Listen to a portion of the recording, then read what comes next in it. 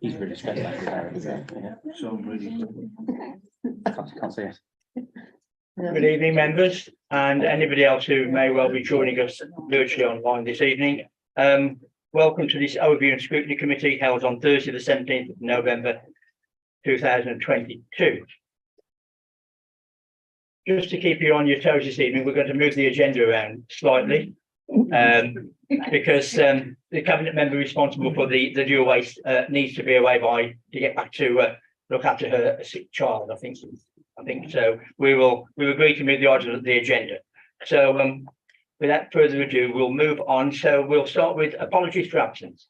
Yes, Chair, we've received two. That's from councillors Grange and Cross. Thank you. Declarations of interest from anybody? Okay.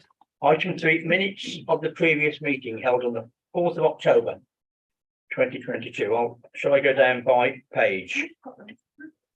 Page 3.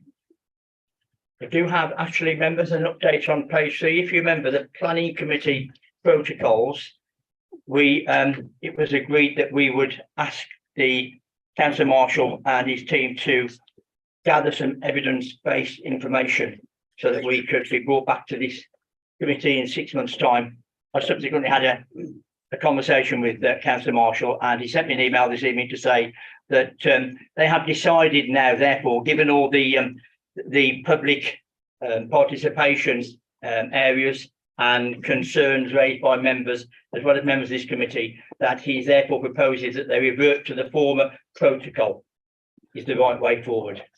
So we're back to square one, which in a sense saves officers having to do a lot of work that was really not required, given the views of not just this committee but other members of the council. Thank you. Anything on the minutes at all? Anywhere else? Anybody? You wish to assign them as a true record? Yeah. All in favour? Thank you. Okay, so we're now going to move on to the dual stream recycling implementation. And the way in which we'll do this, members, is we'll have the cabinet member will give her report. I'll then ask for the chairman of the task group if he would make a statement and his interpretation of the work that went on with the task group, and then we'll come back and bring that to the wider group. Can I just say to everyone that if we want any discussion around the procurement of this item, we'll need to do that in confidential at the end of the meeting. So if you can steer away from that, and you should in your papers, you'll see that the procurement issues are all greyed out. So anything that's greyed out, if you've got questions on that, we just need to leave it until the end of the meeting, and then we'll go into confidential and deal with it there. Is okay with that? If we see you stray into it, no doubt Christine will tell us, and we'll get that stage. So I'll hand over to the cabinet member. Thank you. Thank you, Chairman. Obviously, members will recall we changed the methods of collection for the recycling back in April and May this year.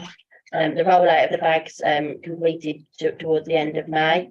I think we will all agree around this table that everything did not go to plan, and subsequently, because of that, obviously we've commissioned an independent report to look at how the rollout went, pros, cons, and how we move forward, which obviously I'm hoping all members have read tonight. Really tonight is for you as a committee to obviously to ask us questions, find out our next steps, how we now move forward. We've got a work programme within the waste service that we're working towards in order to address the concerns that are still arose during that rollout. But tonight is really for you guys to just ask us any questions, feedback, ways in which you think we can move forward really over the next 6 to 9 months, to obviously get the service back to the gold standard that our residents rightly should have. At the moment, I think we are well beyond that, below that. So I guess over to Councillor Matthews, because obviously I wasn't privy to the rollout prior to that. So I'll hand over to Councillor Matthews. Thank you. Councillor Matthews. Yeah, thank you, Chair. Give you a quick brief background to the task group. I was tasked in November last year by the chairman and vice chairman, the then chairman and vice chairman of the committee, to look at the rollout of the dual stream recycling scheme. For various reasons, we didn't meet until the 17th of February 2022, where we were solely tasked with one task, which was to review the communication strategy surrounding the rollout of dual recycling. And the key issues we looked at were achieving sufficient support to buy-in from local residents, explain why the change was required, and to ensure dual stream is understood and utilised straight away by residents. The brief notes of the meeting, it wasn't a very long meeting, it was attended by 3 members, myself, Councillor Norman, Councillor Powell, Ashley Yates, the then Cabinet member, officers Nigel Harris, Ben Percival, Philip Gilliam, Christine Lewis and Will Stevenson. And the notes of that meeting have been made available to the committee, I understand. Yeah. I'm happy to take any questions from the note or any other aspects regarding the task group. It met only once. Members, before we go into that, I think it's only right that I give the previous cabinet member the opportunity if he wishes to make a statement at this stage or not. Yes, Okay, thank you. that's fine. Members, you all had the additional papers you sent to you, which were the agenda of that meeting as well as the meeting notes for that meeting, yeah? And you've all had a chance to have a look at the came separate email yesterday to members. Everyone confirm they had that email with those information, and you all obviously had with your papers the actual report that came, the independent report that was carried on following the fuel waste recycling. Yeah. Okay. All right then. So, should we start by? Should we go through the actual agenda item to the paper first, and then move on to the task group part secondly, and then the report, independent report finally? Do one piece at a time. Would that be seeing the best way around it? So we've got some actual logic to the way in which we're doing it. So if we look at the actual report first that came, the actual report that's come from the cabinet member and the recommendation in the background. Does anybody want to start there before I start? Anybody else want to begin? Councillor Norman. The fundamental question is really what went wrong, what lessons have we learned, and how much does it cost the council? Because it's looking at the conclusions of the design and implementation of the dual stream recycling collection in this example, it's pretty bad. So there's no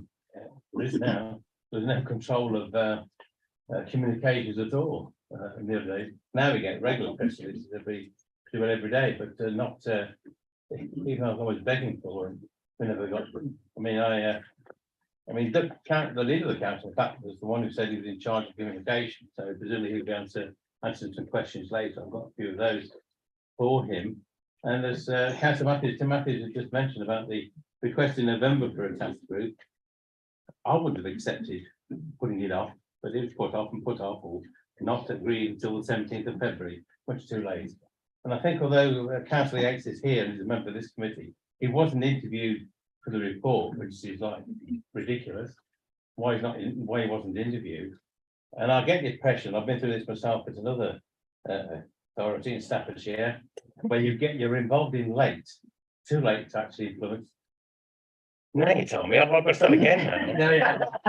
We've all heard you. I'm going to start again. What about them out there? They've heard you too. Yeah. I'll see. Anyway, what I was saying was that I think actually late into this, and if you look at the report, there's no elected members that are involved. It's officers now. Normally, I praise officers and say it's councillors get things wrong. But if you look at the report for the joint task waste group and so on, it's officers, and only very late. 2 elected members go in there. Part of our references to the lack of scrutiny by the joint waste committee as well. So, I mean, I hope they actually would come in with when he was involved, because I think, as I say, the decision on having blue bags, well, it's not clear in the report. I don't think they know why we chose blue bags over other schemes. We needed separate schemes, that's for sure. But I've been trying for a long time to try and convince people that the blue bags were the only option. But I don't know that because no, I can't find that from the report. Another option, even the blue bags, where we went from one bag to another size bag and all that, got in there. It's really a bit of a mess, to be honest. And I say I'd like to come up to a few things later on, but the main one is why wasn't Ashley, I presume, I know he didn't refuse, Ashley, why Ashley Yates, the previous cabinet member, was invited to have his tip in the interviews. And as I say, what went wrong? What's the cost going to be learned? Thank you. Can I help you? It does. Do you want to take those first? Councillor Little? I don't mind whether we do. And then we'll take those when we, Yeah. and then we'll come to it. So I think obviously there was numerous things I think that went round with the rollout. You mentioned comms. Obviously that is the number one. We obviously our aim was to take the electorate with us. We obviously failed to do that. And that has subsequently we have strong comms now on various things, and we have a big campaign that we'll be obviously putting into place for as a run up to Christmas. Just on the reiteration of recycling, obviously we know we're going to have larger volumes of cardboard over the Christmas period. Advising residents how to deal with that and whatnot. So comms is one of the big areas. The dual stream was a new service for the operatives and the drivers. I think we all agree there was a lack of training there. We obviously tried to get them out on the trucks to test it, trial it, see how it went, but unfortunately, obviously, because the bags were delayed, that didn't happen as it was planned either. I since found out when I took on the portfolio that not only did we do a round review on the recycling rounds, but for whatever reason that the service decided to do a round review across all the services as well. So not only did we impact the dual stream, we also affected the refuse and the garden service as well, which didn't need to be done at that time, but it was done, and obviously we still got the consequences of that. Obviously the blue bags, the rollout didn't, the deliveries were delayed. We had a delay from obviously the provider, which meant that we couldn't do additional bags, so we were trying to deliver additional bags at the same time as delivering new bags. So when I took on, I said, right, we need to stop. We need to get back to basics. What can we do? What can't we do? So that's why we decided to obviously get some of the missed bags out to the rounds that we were operating the dual stream on, and put a hold on delivering the bags to the rounds that we hadn't yet obviously started. It was back to basics. Toolbox talks every day. Simon was influential in going over to the depot because for whatever reason that wasn't happening. Reiterating to the loaders and the operatives, how to tag a bin, how to check the contamination, putting the right colour tag on. There was a yellow tag and a red tag. We've got red tags on yellow bins. It was all about toolbox talks and daily stuff, and it just wasn't how it should have been. I think the service was very good at identifying the risks of what could have happened during the implementation, but unfortunately, when those came to reality, we just couldn't deal with them. And there is many lessons that have been learned, Councillor Norman. Hence why we are where we are, and we've currently got the programme of work that we're working through, obviously, to address those. And why comms, and we've got the comms plans obviously going up into the Christmas period. The budget, I'm going to pass that on to Simon because I've been asking that question for the last 3 or 4 months. I'm not sure whether we have an answer to that one. Thank you, Chair. Thank you for passing me that question. So as Councillor Little has said, when we first started the rollout, actually before that, the round review actually looked at all of the waste services, not just the new dual stream recycling, and essentially the round review was wrong.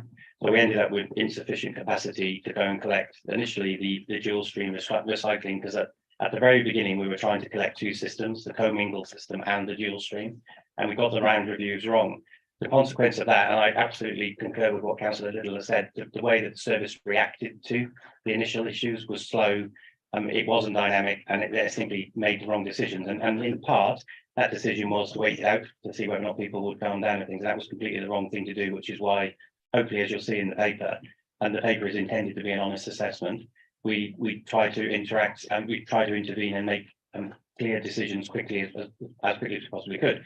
The consequence was, though, at one point, where the commingled and dual stream collections were struggling, the team took capacity from the other 2 rounds to try to prop up that And unfortunately, rather than just helping us to collect everything successfully, we ended up then unsuccessfully collecting some of the organic rounds and unsuccessfully collecting some of the residuals. So as I'm sure you've all experienced, residents' reaction to that wasn't very good.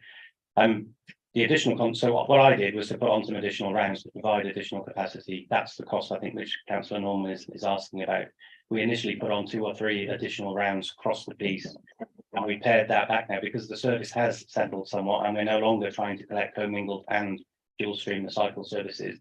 But we're running at just over 1 additional round, which is about £1,000 a week is the cost.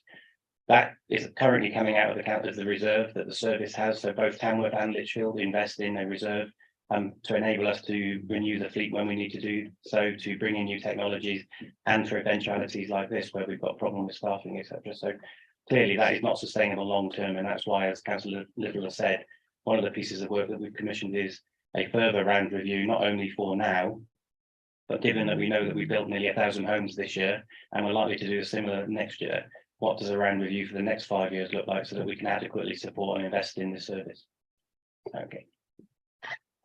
Councillor Norman. Yeah, if I may, I mean, I knew before seeing this report that it's extremely complex thing to do to actually change to have to change the round because you're changing the system, and a lot of headaches in there, least of all. HGV drivers realise they can go somewhere else for more money if they want, and why would you blame them?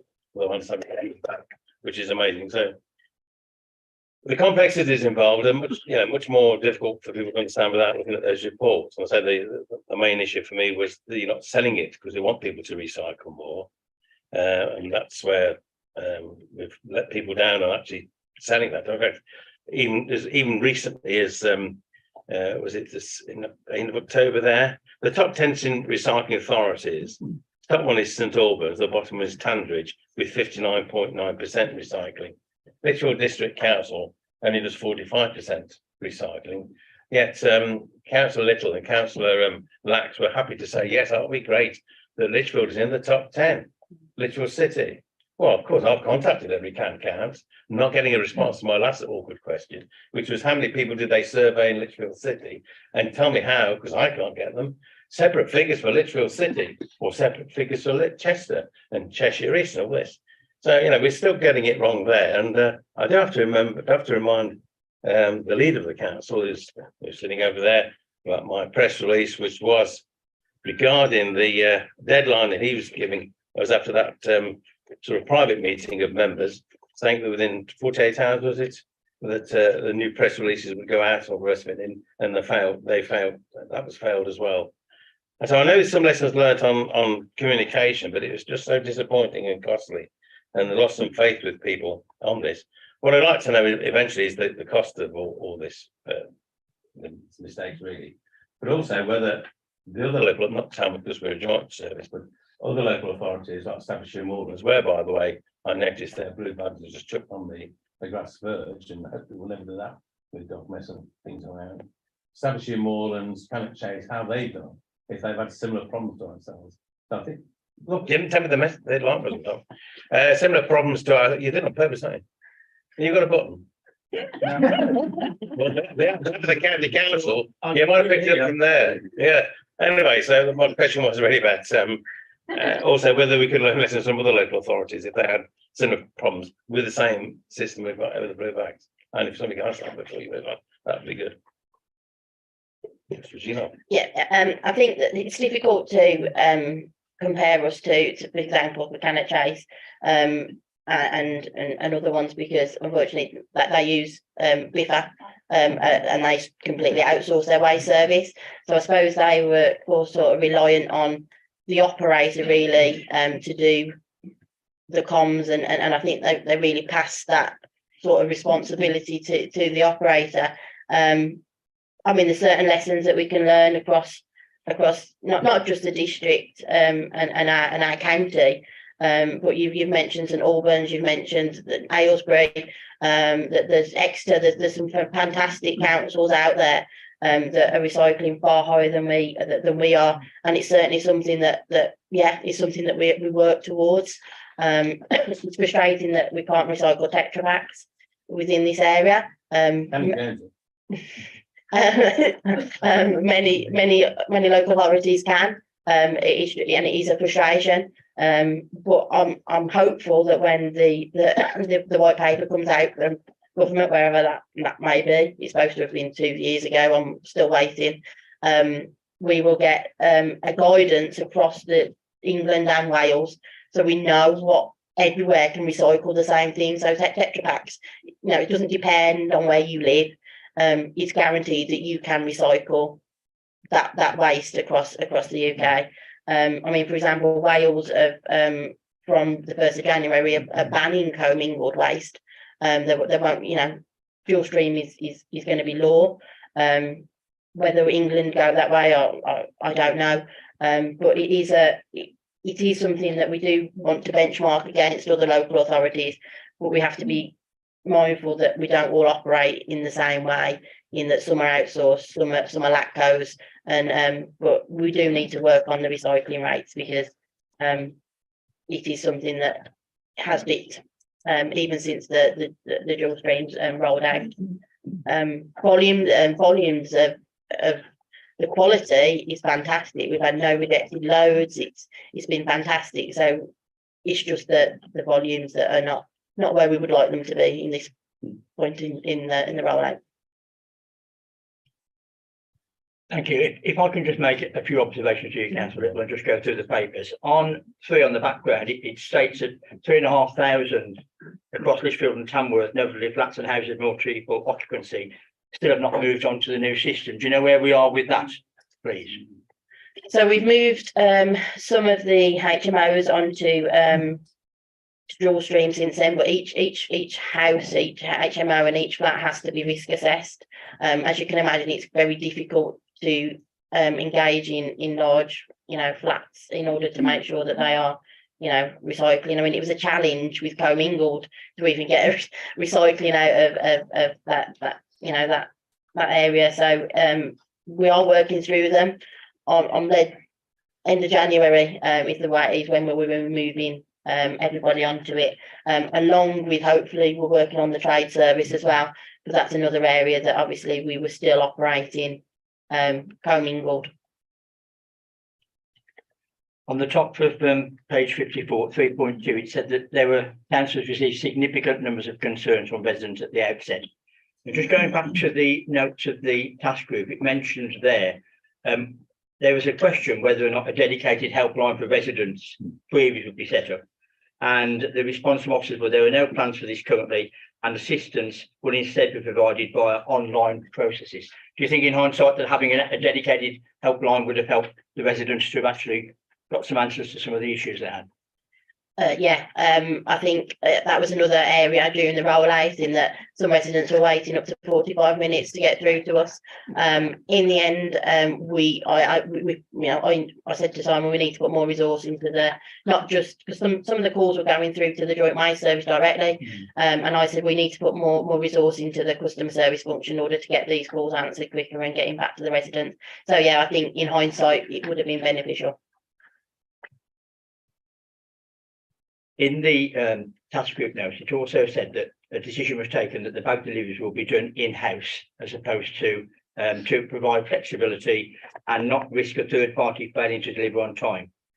In fact, they weren't all delivered by us in-house on time. So do you think perhaps looking at a third party would have been the best way to go, rather than taking people out of other departments to actually catch up delivering the blue bags? Thank you, Chair. Yes, because the problem that created was that some of the drivers that would otherwise have been running the collection rounds were moved off to do the deliveries, and so that further put a strain on the capacity of the service. And so yes, in hindsight, I would like to have done that very differently.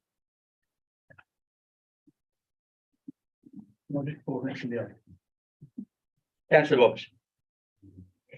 Thank you, Chair. Just to come back on one of the points you mentioned a moment ago, Councillor Little, you did mention that it may be that if we want to delve into this in too much detail, we'll be picking up in private session. But you did mention that there were delays in delivery. Can you just confirm whether any of that delay was caused by us not getting paperwork signed on time? No, it wasn't. It wasn't our delay.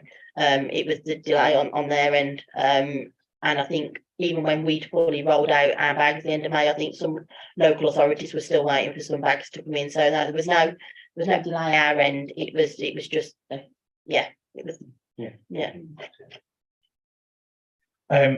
This may well be something we need to pick up in a private session then, because my reading of this report suggests that may well be the case. And it is very much in the grey area. So can we circle back to that in private session, please? Sure. Do you want to carry on or? Yeah, by all means. Thank you very much. And I did note as well in this report, there's nothing in there about that really significant delay in responding when this seems to be going wrong. I know when we had the private briefing, I did mention that it's completely wrong that even councillors were finding this out when press releases landed.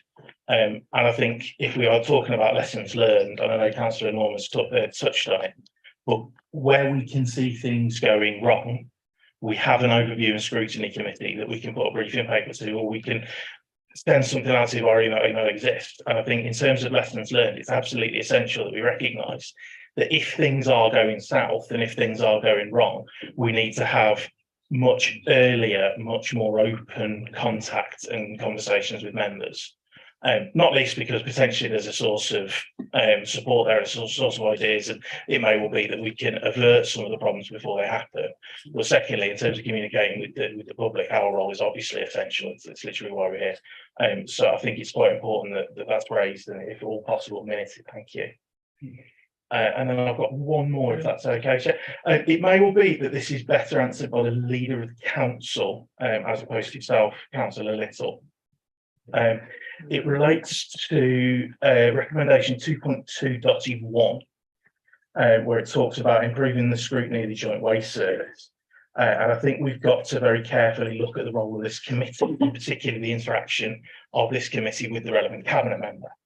I refer to the meeting on the 17th of March, which I don't think you were present at, because I don't think you were on this committee at that point. No, I wasn't.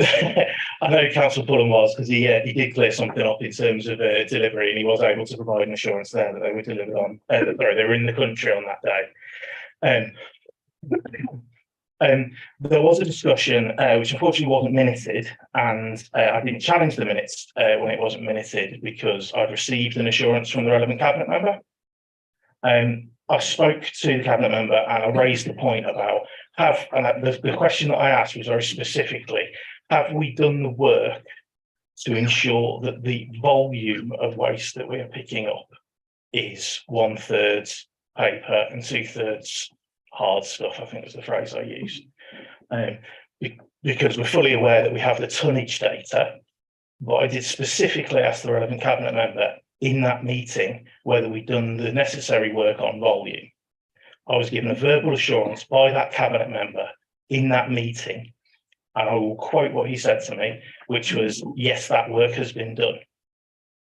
I then come to read this report, and on the bottom of page 7, I will find page 7, apologies. It does talk about if modelling of the relevant Is it a grey area? sorry, no, I'm on the wrong document. No, it's not in grey. I won't find the quote there because we'll be waiting forever for me to scroll around this paper, but it does talk about actually how proper modelling would have been very appropriate and would have helped the rollout. If we then look to, sorry, find the right document, to the bottom of page 7, page 13, recommendation 7B, and recommendation 7E on page 14. That's of the papers as they appear on ModGov, as opposed to the confidential documents that we've got. They again make reference to the fact that the volume of cardboard and plastic and glass isn't automatically 1/3, 2/3. And it's concerning for me that this was raised as part of overview and scrutiny. It's committee doing its role in raising a potential problem with the cabinet member. The cabinet member response was to say that that work had been done. And I've got 3 references in this report which suggest that work hadn't been done.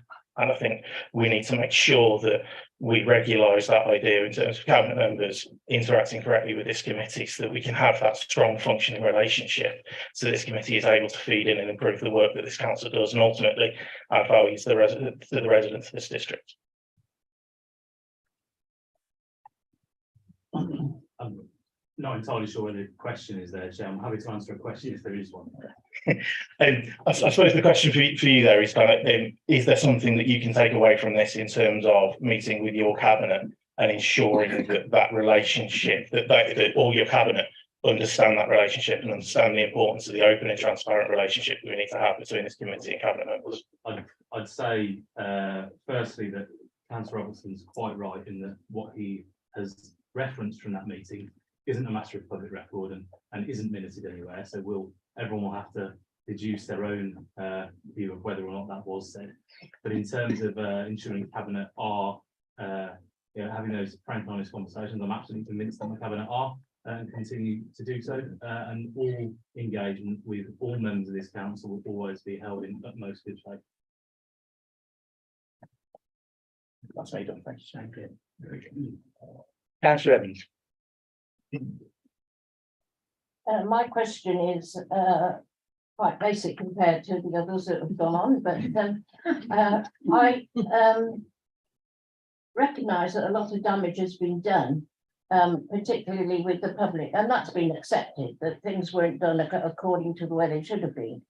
And the communication was dire, really, and therefore it's made people very suspicious. Make people very suspicious and not very complimentary about the system. Councillor Little said just now that there was going to be some more Christmas information out, but how are we going to overcome the suspicion that the public have got at the moment? And if further information is going out, it really needs a lot of re-education, because I gather from what I have read that people are either giving up or are just filling their black bins with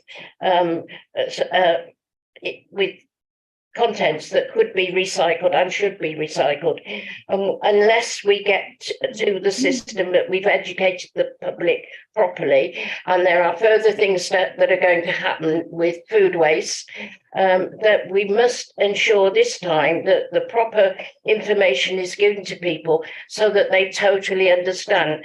And as you have said, that if there is another method that people can raise their problems, that is very important as well, because things as they went on and things that we as councillors were being told about, and even information given to people who have got a lot of card waste and paper waste due to being disabled and having to have dialysis and things at home, that it wasn't addressed for people, and people were really uptight about this. So I think it's vitally important that the public are kept properly informed the next time. Thank you. Yeah, I agree. Obviously, we've got to get the public back on side. We've got two very good recycling officers within the team who, throughout the period when we were having various issues with contaminated bins, etc., we're going out to householders and educating and going through the contents of the bin to obviously advise on why the bin hadn't been emptied. And those two officers will continue to do that. If there's any areas with any of the wards that you need those officers to go to, or any specific, just let me know, and we can put that into the programme of work that we've got ongoing. Christmas is going to be a challenge. I'm not going to lie. We're planning it as best as we can. It's not ideal when you're trying to. We know there's going to be higher volumes. We're losing a day due to obviously the bank holiday on the Monday. We are operating Tuesday, Wednesday, Thursday, Friday, and we're doing a catch up on the Saturday. But we know there's going to be more card predominantly. We are looking. We've got an extra trucks on that are going to follow the bin wagon around, picking up the excess card and putting it into that wagon so that we don't fill up the twin pack as quickly as we would have done if we were collecting the excess. We've got an extra, also going to be tipping that wagon at a different facility, so that we're not clogging up the MRF as much. So we've planned it as best as we can, and that comms will be going out and all, you know, from now up till Christmas, to ensure that we don't have a repeat of what happened during the rollout up until Christmas. And then once we're over Christmas, then we'll be doing another programme and getting those recycling officers back out and getting them back out into the field, because we do recognise, we, as I said in my introduction, you know, we have failed our residents, and we do need to get the service back into that gold standard that we were offering before. And I know the officers and Simon are completely on board with that also. So Thank you. Councillor Whaley. Thank you, Chair. Councillor Little mentioned Tetra Packs, and I share in her frustration about not being able to recycle those. It does break my heart, Chair, when I'm at home and I finish a carton of almond milk and I have to put it in the general waste, even though on the packaging it says widely recycled, and it does disappoint me that we don't do that. So my question to Councillor Little, if she has the answer, if she knows the answer, is that the reason because our waste management contractor didn't provide that option to us, or is it that the council did not see it as financially viable option? And just to touch, because Councillor Little mentioned Christmas and how we may struggle with recycling then, there are certain wrapping paper that can't be recycled, and there is a communication, you know, we have identified communication issues at the council. Will the comms go out on what Christmas wrapping paper can be recycled and which ones can't? Thank you. Yeah. So Tetra Packs unfortunately can't go through our waste contractor. It's a frustration, but unfortunately they can't do anything at their place, and they don't have outlets for them. You know, it is something that I believe you can take them to the household waste recycling centres, and so they, you know, they recycle through that. But unfortunately, our contractor can't, and it is a frustration, because I know, obviously, being in the industry, that many other local authorities do offer that. With regards to wrapping paper, certainly that will be part of the comms going up to Christmas, like glitter obviously on cards and all of that sort of stuff. So there is that we are putting together with Tracy a programme where we're having various alerts through both social media and obviously other forms out, you know, as we go up to Christmas. Yeah, we will be addressing that. Councillor Sylvester Hall. Thank you very much, Chair.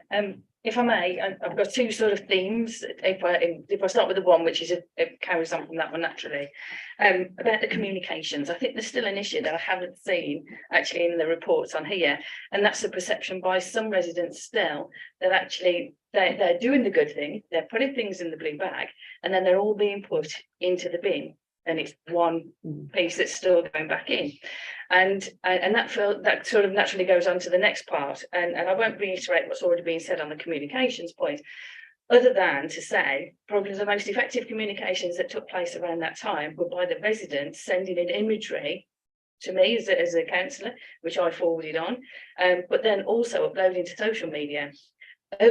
Bin lorries going out, doing what they're supposed to be doing, but again, the assumption that it's all being put into the same one anyway, so what's the point? And I think that communication still needs to be done now, and maybe we can learn from that, and we need to do the videos, and we need to explain that information as opposed to letters and things like that. So maybe it's just my learning style as I'm getting older, but I'm a bit more of a visual person now than anything else. So that's the first part, and then if I may, Chair, come back afterwards. In my day job, we've got a new system, and I've done new videos of different processes and everything, because, you know, and everybody learns differently, don't they? But definitely, you know, we can look at that and get that. Yeah, I mean, there is a perception, obviously, because it is from looking at the bin wagon until you look round the back, you do think it's going in the same hole effectively. You know, so yeah, we can look at that. And then the second one is on the staffing side. I was baffled by the fact that no pilots and things like that, so I think that is a key recommendation on there. But just a little bit of an expansion on the ensuring the service team.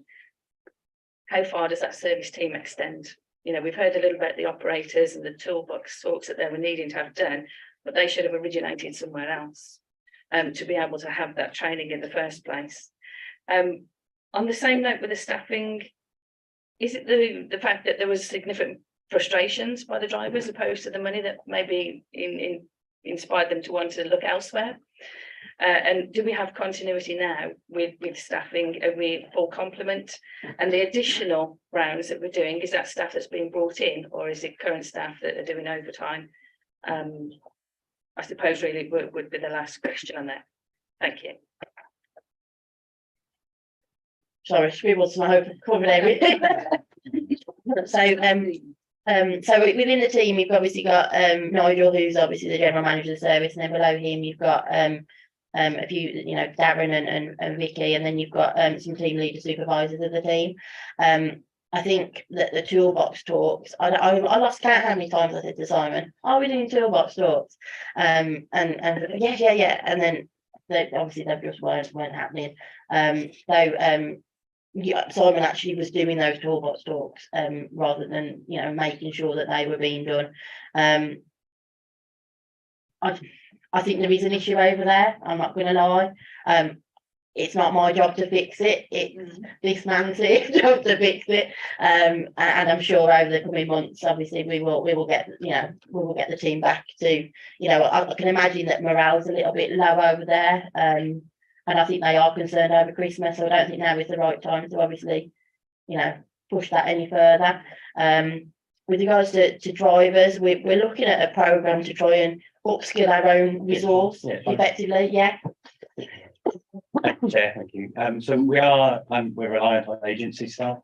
In terms of the extra rounds, we haven't upped the overall number of staff in the service, but we are still overly reliant on agency staff. At the moment, there's about a 60-40 split. We've got a number of agency staff who've been with us for a very long time and actually want to be part of the council. So the logical solution to that is to recruit them through the council sort of thing. So we've got a programme of work now to undertake systematic recruitment between now and the end of the current financial year to shift that 60-40 balance to an 80-20 balance. So we will have more of our staff working for us, but we will always need to rely on agency staff because this is a universal service and we must collect every day from across every round type thing. So that's one thing. And then as Councillor Little was about to say, we have struggled to recruit drivers and we have done for a number of years. So we've changed our tactic on that and said, well, actually, we've got 70 members of staff who work for us, majority are loaders. Why can we not invest in our own staff to bring them forward as drivers? And that's what we're doing. And I think the first cohort of 7 or 8 are currently going through that process. So they are staff who were previously agency staff, are now permanent staff in some circumstances, but we are investing in them. So, and we will continue to do that. And that's essentially the model that we're now moving to, bring people through the organisation, primarily as loaders, invest in them to make sure that they want to stay with the council as a permanent member of staff with the council, and then, you know, train them up to be drivers and things. So I'm hoping that we will get to that 80-20 split by the end of the year, and we will have at least one more cohort of drivers, so potentially another 8 or so that will go through that process before the end of the financial year as well. And that'll also address, obviously, the industry is renowned for having an ageing workforce. Obviously, using that model will help address that, and obviously future-proof the service as well. So yeah. Yeah, great, thank you. Thank you very much for that. I think that's allayed some of my concerns that we're going to be asking people who are already working at capacity to work even more over the Christmas period, and knowing that we've got access to that staff. I think actually from what I've read in here and also knowing outside of this room as well, that it can be a very attractive proposition to be a full-time member of staff with holiday pay, sick pay, and usually a very good pension, as opposed to having to set up a limited company and become self-employed to do it yourself. So there's a lot of merit in I think, in what we can offer.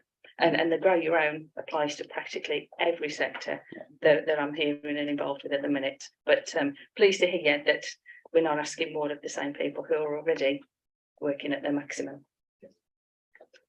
Councillor Lyson.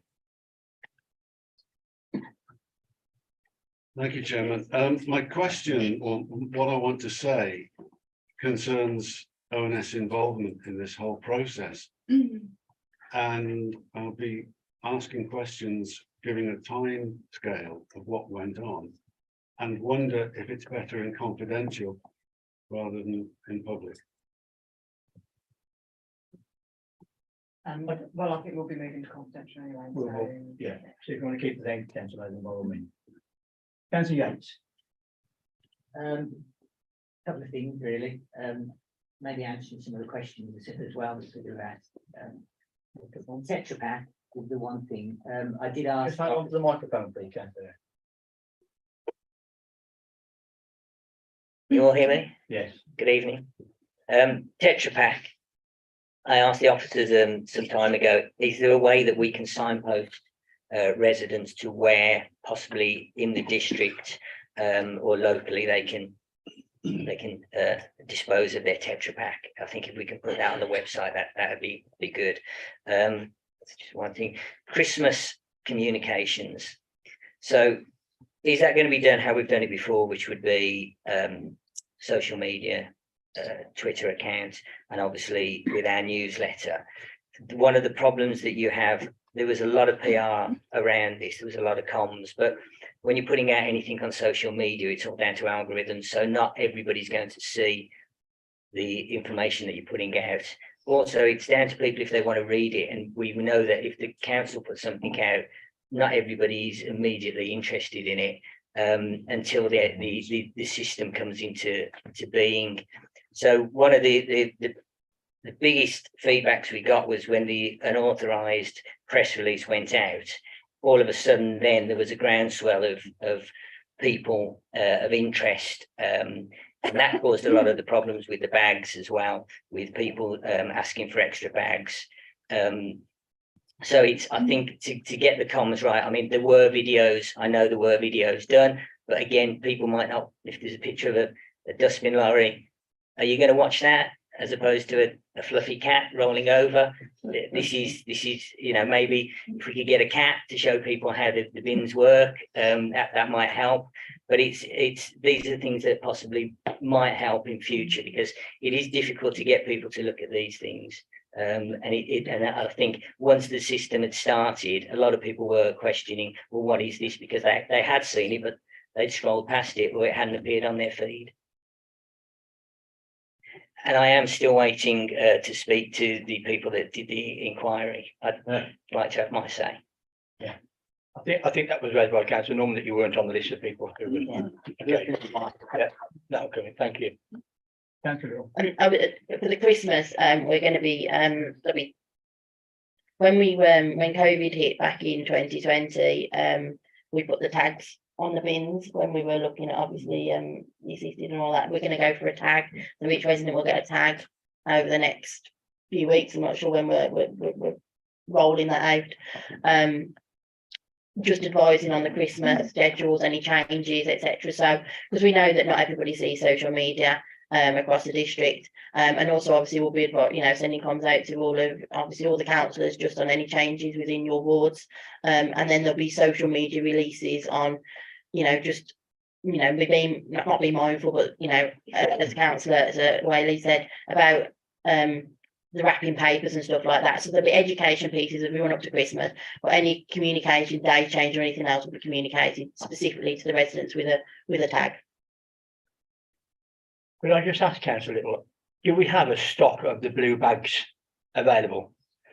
Yes, we do. We've got 10,000, about 10,000. So if councillors wanted to sort of take a number of these bags to give out in their communities, but there was and I've been approached to see whether I've got any more bags, would we be able to do that? Would councillors be able to, could you put something out to say that if councillors want to take them either to give to within their parish council or to the shop, could they, could they actually be allowed to do that? Could we send something out to encourage them to do that? Yeah, I can do that. And as I said, we haven't got a stock of bags, so I can't see that being an issue. Just I'll send comms out to everybody, and just obviously I'll speak to Nigel, just let them know that council's coming over to the depot to collect them. Right.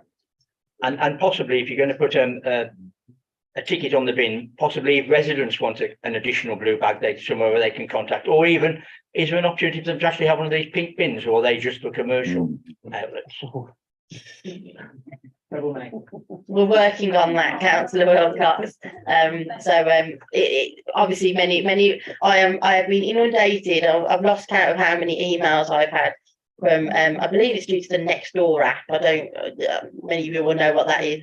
I've had many requests for getting rid of the bags and having a bin. And if anybody is listening out there, it is something we are looking into to over the coming months to see whether it is possible. I keep looking at Simon because I've been pushing him on this for about the last 3 months. So yeah, it is something that, because obviously the purple bag bins were originally just for those areas where the bin wagon couldn't get, and it wasn't safe in order to do a bag. But there are 15,000 residents within the district that already have 2 blue bins. So we're currently undertaking a piece of work to find out where those 15,000 extra blue bins are, to see whether we can look at specific rounds that we can possibly move to either 2 bins or a blue bin and a purple bin, or 2 blue bins. It is going to be a big piece of work, but we are looking into it, because we know, we were hoping that it would have settled down by now, but I'm still getting inundated with requests for the bins rather than the bags. And certainly several of my cabinet members are also hassling me on it as well. So it is something we are looking at. We would, as a committee, be very keen to look at your plans before and review them before you actually do anything with the public, because I think we could add a lot of value to that, particularly in view of what's happened in the past. Agreed. I'm currently just trying to find out where those bins are at. As you said in the report, that the data that we have within the service isn't great. The analytics that we've got in order to pull the information out of is pretty poor. So we're currently looking at that to try and get that data out. But certainly, we will, I will be engaging with the committee on that over the coming months to move that piece of work forward. But fundamentally, the first person we've got to do is fix the rounds. So the first bit will be to do the round review so that we can get the rounds right, so it's not costing us more money to currently operate. Councillor Robertson. Thank you, Chair. I was just following up Councillor Sylvester Hall's comments regarding the grow your own thing. I'm aware that I've had several reports as part of the employment committee that the very small gender pay gap that the council's had for a long time has often been attributed to the fact that the Joint Waste Service employs a disproportionate number of men, generally because the number of HGV drivers are disproportionately younger. So I think if we are looking at additional training, additional support, I think anything that we can do to try and encourage as wide a range of people to get into the waste service, so we can train them up and train them through, will not only benefit us, but it also benefit our residents as well. So I think it's just worth putting that on record, because it's obviously a very important piece of work to take forward. Simon has just reliably informed me we do have a female HGV driver. Woohoo! It's something. It's very interesting. It's an interesting point, Councillor Robinson, because within the industry, it's something that loads of the businesses have tried to push over the years, but it's never been, favourable for. And then there's always this thing about, we can't have women behind a truck, and we are in the 21st century now. So it is, and I think it's wonderful when you see stuck in it. It's great, and I'm pleased that has happened within Lichfield. So yeah. Just around that, in a previous life, I was a physics teacher, and we have similar problems attracting girls to do physics at A level, and I have had an inordinate amount of training over the years in terms of things that you can do around advertising and being more adjective focused and less firm focused and things like that. So if there's any support that I can provide, please do get in touch. More than happy to provide it, to offer any advice. Councillor Norman. Thanks. Well, yeah, the more it's gone on, the more things I want to say, really. One is that on this last point, it was about 30 years ago that I attended as an observer in the Labour Party rulebook at a selection meeting, where the sitting councillor lost his seat because he kept slagging off this woman HGV driver who did have to have help with heavy lifting. So, I mean, there have been women HGV drivers around for some time. I have to declare an interest because as it happened, it may have been the same one that Councillor Ashley Yates has looked at. I did see a video of a fluffy cat rolling over that exact thing only earlier today. So I'll just declare that as an interest. My concern is about Councillor Latham saying going into part 2, because unless it complies with part 2 rules, unless it complies with part 2 rules, it should be questions should be asked here now. So think about that. What I also mentioned, Tetra Paks, yes, the county council recycling centres, and I hope ours open soon, do that. But also, I've looked at other councils where they used to do Tetra Paks, now they can't. And this is the thing: people don't realise that we can collect all this stuff, but it's got to go somewhere. It's got to go somewhere economical. And so I never understand why there's no video about the lorry on there, the blue bins, which is an issue obviously for some people, or why there isn't a video of a MRF, which I've seen on other local authorities. So that's why we can have that, so we can draw attention to it, but it's hidden away, a bit like the climate change stuff. It's all hidden away on the district council website. I have two very short questions. One is that on the 8th of July, I asked a question, it was about the extra bags that were being issued, that requested and issued, and that was 3,278, which was 7% of the figure at the time. That was 8th of July. I just wondered if we have a figure, if not, if somebody could send me a figure of the latest amount. And then I'm still not clear when any cabinet member was involved, leader, whatever, involved, and any elected member involved in the Joint Waste Committee and their mistakes earlier on. When did we get involved as elected members? That was it. The other thing to mention just quickly, there's only Sue in the house, only myself and Sue, but I just put my blue bin out and my blue bag out every 4 weeks. So, I mean, obviously you can't get papers from LDC, so, but anyway, so I don't have as much. Well, I'm not bragging because I say it's just the two of us in the house, and it must be different for others, but every 4 weeks is fine, which is which was the thought early on, and no doubt will come in the near future, I would suggest, and not here less nationally. Yeah, we can get a video of her, and I'm sure if any of the councillors would like to, I'm sure our contractor would be obliging if anybody would like to go round the MRF. I mean, I've personally seen loads of them over the years, but if any councillors do, I can put that on the comms when I say about additional bags. I'm sure they will be accommodating if people want to go and see what happens to it. I make sure you wear a nose peg because they're not the most lively smelling of places. But if they want to do that, I'm sure that they would be more than welcome to do so. Yeah, and the cabinet, were there any elected members involved in the JWC malarkey? I wasn't obviously, but I'd have to. I'm not on that. I wasn't on that committee at the time, so I wouldn't be able to answer that.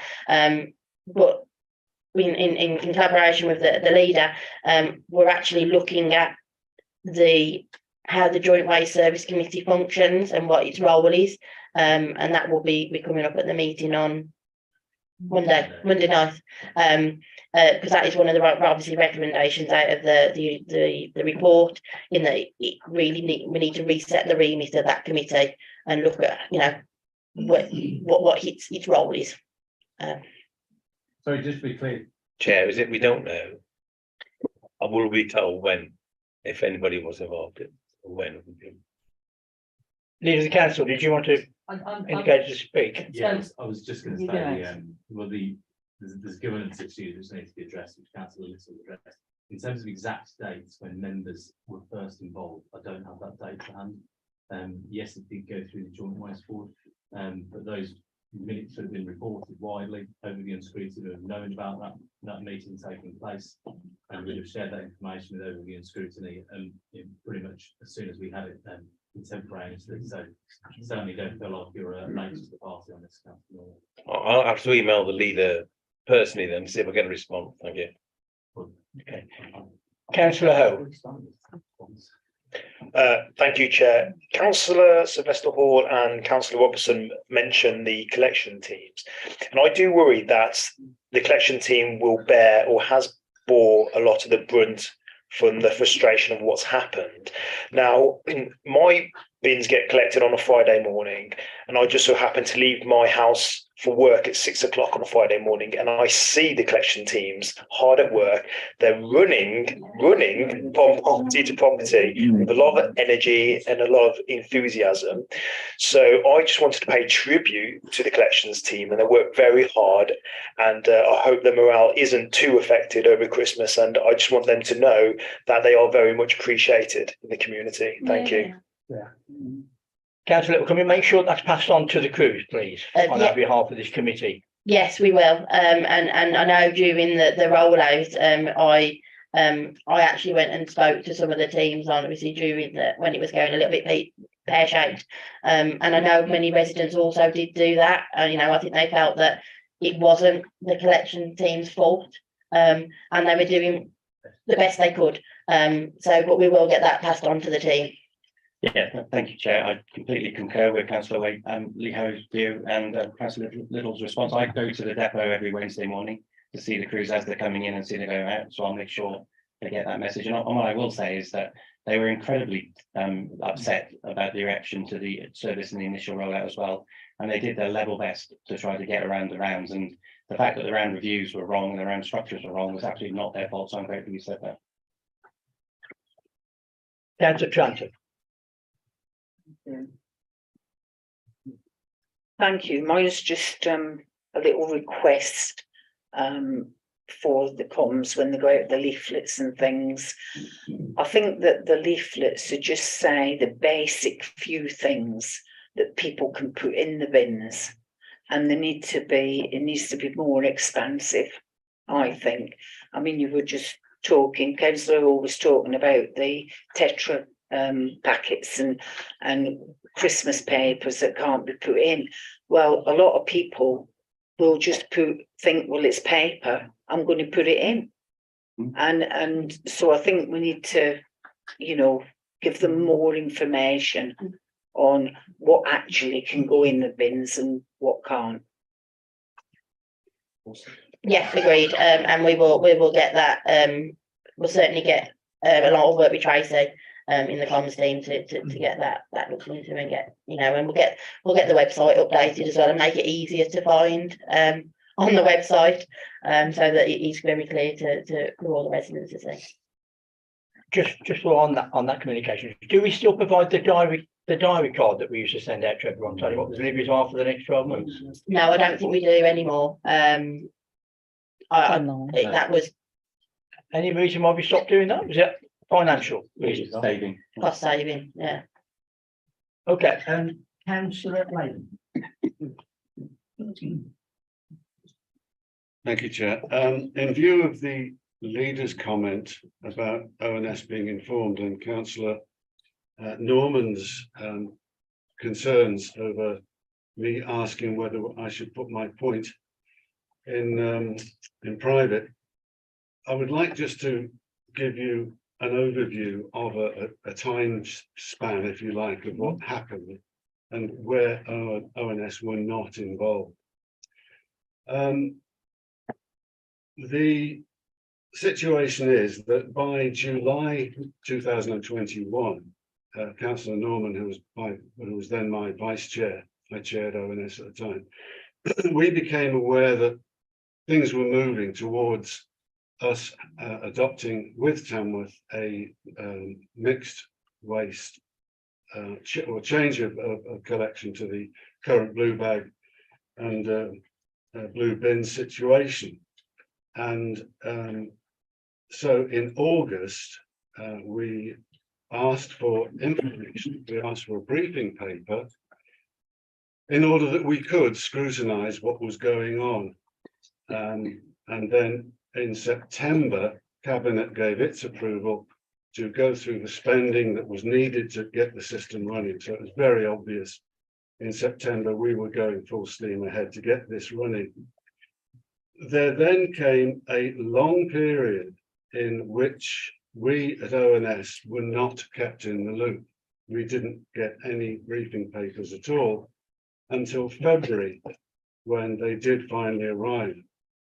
Almost immediately, in fact on the 17th of February, I was able to establish a task group which was chaired by Councillor Matthews, and he met and they had one meeting, where he was able to make decisions as to what was appropriate. The member briefing in May, I recall that I banged on a little bit about the fact that we were in the dark as an ONS committee about what was going on.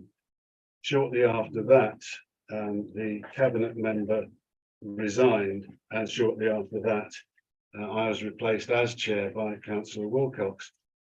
But ONS were never involved in any of the processes that were going on. And I think if we had been more involved, other than having only a very limited brief about comms, a lot of the things that went wrong may not have gone wrong. Thank you. I think that's more than a statement really than no any questions in that part. I've just got a couple more questions, Councillor, if you don't mind. On 3.9, it talks about misbin reports have reduced. Do we know where we are to date on misbins on a sort of weekly or monthly basis? If you don't, then you can just. I don't know the exact figure. But we're going in the right direction, but are we? it's gone down, but it has stabilised. So in that it's not going any lower. It's sort of stayed the same over the last month or so. Which is where our recycling officers are doing the visits and going to those households that are obviously still having issues. But obviously it's going to take a while for the two of them to get round to. I want to say 400. I think it might have been, I think it's about 600 and it's on its way down. Yeah. But we are struggling to get it any further. Yeah. So the recycling officers will be going out to those households and obviously, doing the education piece, and helping those residents to get them back on track. Was the 600 for the month? I'm just looking at the figures on the first 10 weeks, and it got down at week 9 and 10 was 328. So we've got better on those numbers. Yeah, I think we are Okay. down. I mean, we did go up to about, there was over obviously 1100 at one point. And it was, as you would expect, when we rolled out the first tranche of bags, it went up, it slowly went down, and then when you delivered the second wave, it peaked back up again.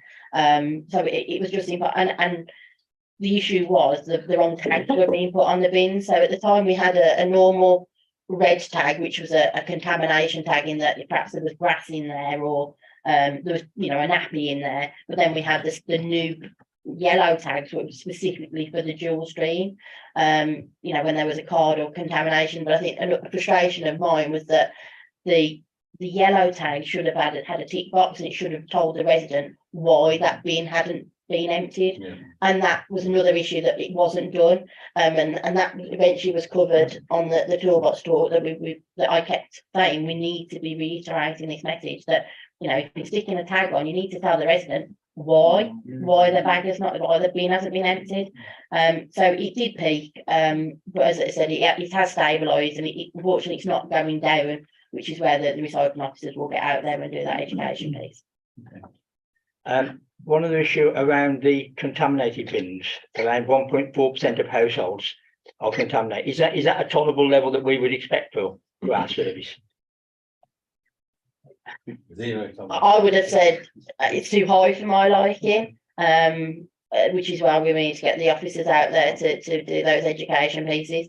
During the big rollout, to help with some of the residents, we did go and tip some of the bins as commingled, just to get, even commingled or a general, just to reset the time so that they could start again. But as we obviously come to the end of offering the commingled service, we're going to struggle to offer the commingled, so it would have to be tipped as general, which is obviously not going to help us with our recycling figures. So it's a case of getting the recycling officers out there and visiting the residents and doing that education piece. And if anybody does know of any resident struggling, then please let me know, and I can obviously signpost the officers to help and assist them. And then just finally, one from me at 3.10, the transitioning of the 250 trade waste customers. Again, we would encourage you, when you're doing that piece of work, please share it with us, because we could perhaps add some value to that exercise, as we said earlier. So please, I know you're talking about the rollout February next year, but the sooner that we can be part of that process to help you put that together would be great. Well, also, it is something I was going to bring here also, because we need to look at the, as you know, for the tradeaway service, we charge for that service. And it's a way of, seeking the committee's advice on how to do a tiered structure to encourage more of the trade customers to move on to the dual stream rather than co-mingle. So we need obviously the committee's assistance to how to pitch that. So certainly it's something that I've flagged to Simon, to bring that report to the committee when it's, once we've done this, the very important round review, which is the first piece of work. Thank you. Members, it's my intention now to move into confidential. So, because I think it's only right that councillor Little wants to stay for the confidential items as well, that we stop the live streaming and we go into confidential and then restart. Councillor Yates. Just one thing before we go into confidential. Okay. Thank you. Following on to what Whaley said, I rang Nigel Harris the other day to pass on my gratitude and thanks for all the hard work that all of the officers and staff have done through what has been a difficult time, which he said he'd do. I also had a conversation with him about the calendar, which at the moment you can't download. That hopefully will be sorted for next year. Which will be great. That's where I've kind of wanted that to be. But the one thing I did want to ask, amongst all this doom and gloom, is there anybody that has said they are happy with the new service? The only sector I haven't had complaints from is the residents that have the purple bins, ironically. So I think members can make their own assumptions on those residents. But I mean, there is pockets where they are quite happy with the collection mechanisms, but we know we've got work to do in order to bring everybody back on board. If I could add to that, Chair, I had quite a few people get in touch with me to say that they thought that with the bins, purple or pink, whichever way you want to look at it, they thought it was brilliant and it was working fantastically well. Councillor Norman, before we go. Well, I'll put it on record, I'm happy actually. I mean, they've got one of the smallest blue bags that possibly were available, but fortunately, now we've had COVID in a sense, so I've got all that cardboard, although that goes on the compost heap and that. Is that I find it's okay, and I wish I had a smaller blue bin to be honest. But, So do all your deliveries get delivered to your next door neighbour and they have all them? No. I did okay, and I had one missed collection once, so that wasn't a problem.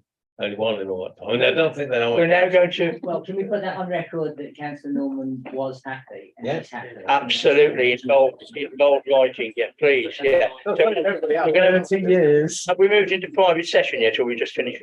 No, I need you to actually formally move that. Okay, can we probably move it? Yeah, I mean, there are members of the public here. I mean, how long will we be? Because it's very unusual to go into private, then come back again to the public. If I may say so, it's rather odd. 15 minutes, members of the public, before we probably come back into open session. Okay. Thank you.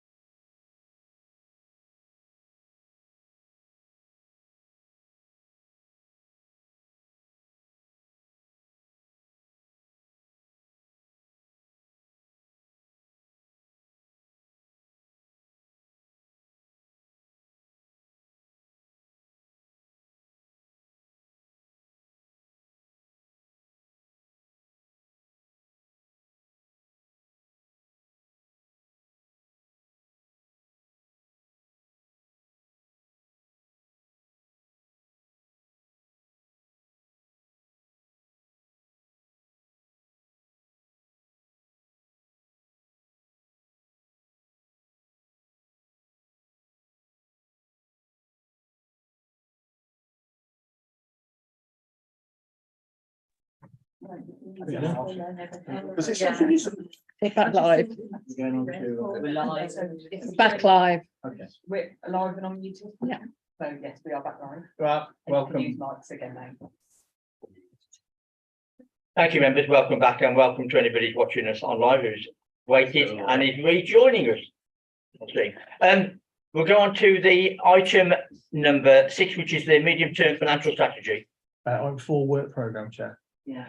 And So we're moving it. I'm going to put that at the end just because obviously there's been officers waiting for that. That's all. So that'd be it. Councillor Stratton. Thank you, Chairman.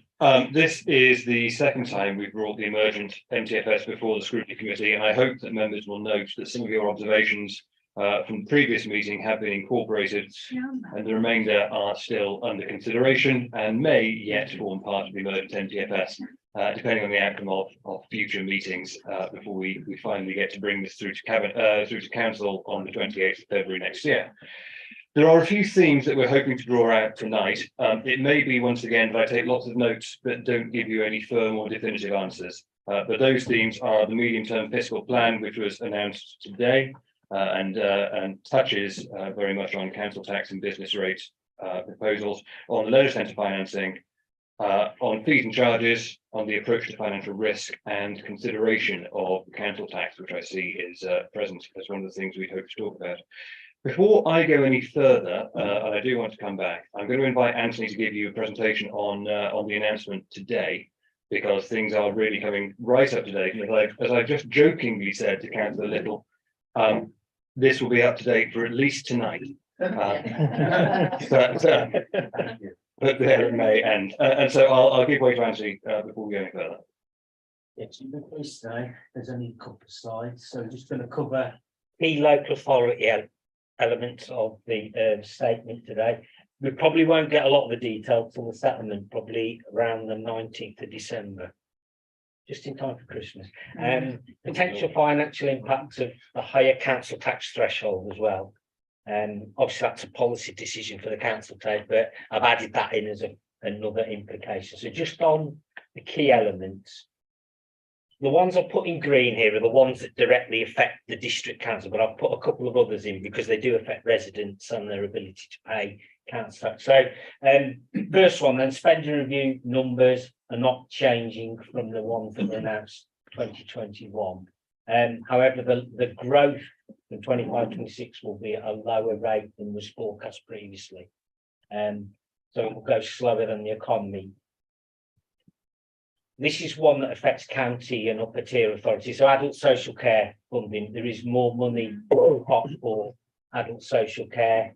1 billion new grant funding 23-24, then 1.7 billion 24-25, distributed through better care funds to get people out of hospital on time. The remainder will be through a ring fence grant in the settlement.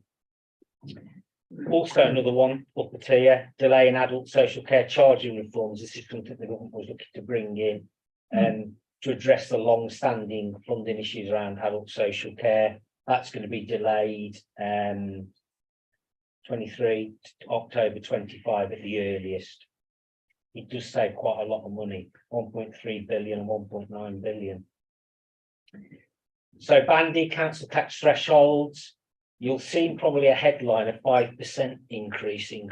That is for the upper tier authorities. So the core threshold will go from 1.9 on a 2% to 2.9 on a 3%.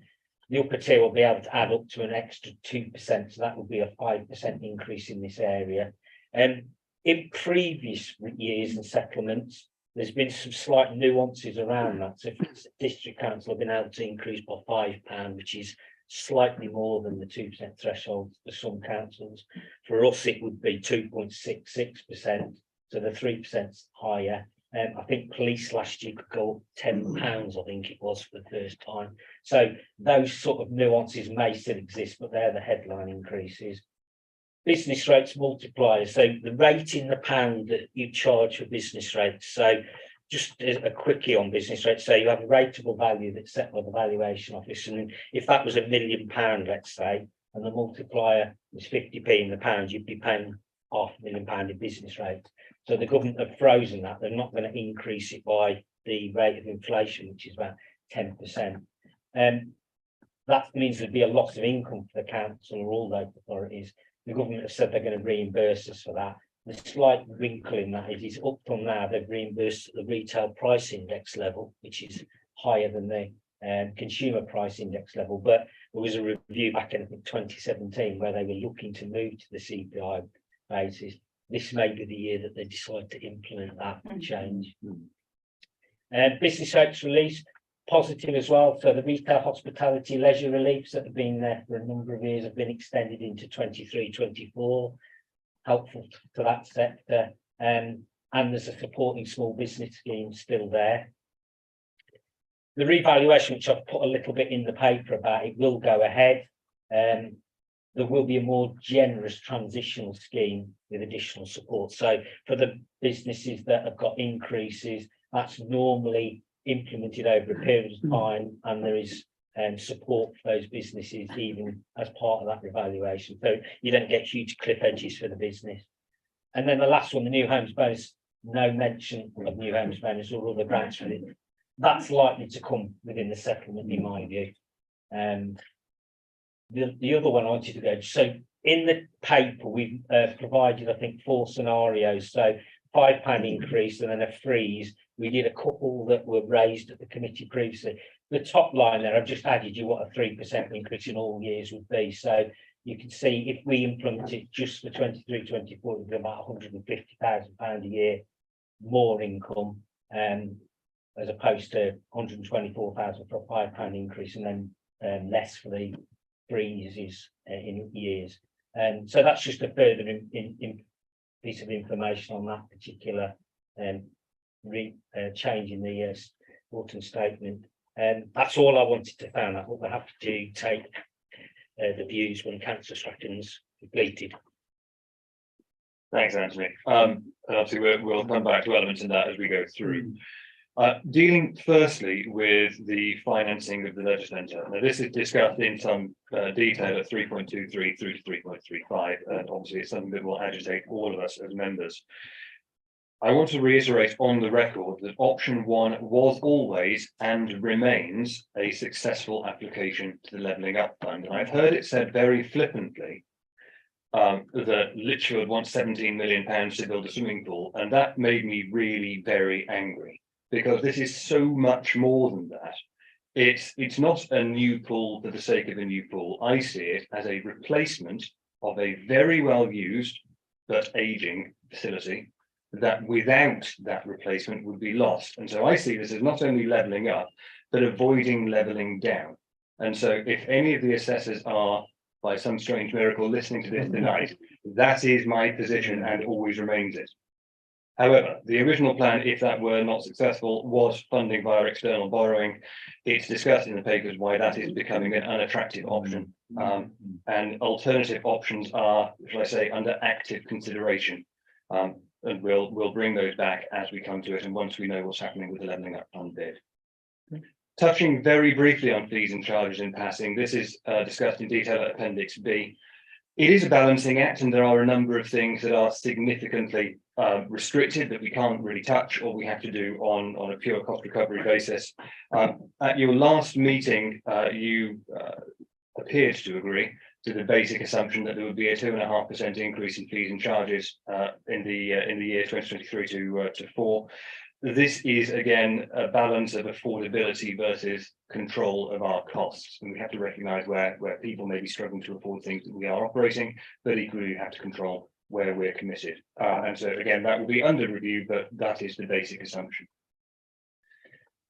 Local government finance risk has rather exercised your colleagues in the Audit and Member Standards Committee recently, and I will concede we're in a very difficult climate where a number of our risks, particularly financial risks, are out of our risk appetite. Anthony, as our Section 151 officer, has indicated that it's his view we are going to need to increase our minimum level of reserves to control that risk, and that is a position with which I am wholly supportive. The downside to that is that it will place a squeeze on our level of available reserves and therefore our ability to use those for new projects or to balance the budget. But it is where it is in the climate that we're in. I think it's a prudent and necessary step. And the level of minimum level of reserves is something that we'll be bringing forward as we come to the MTFS once we've worked out exactly where that risk lies. On council tax, the provisions today, as you've heard, allow us to increase by 3% or £5, whichever is the higher. Anthony has modelled it and presented it to you tonight, and I think that's the only proper thing that we can do. I will stress, however, that no decision has yet been taken.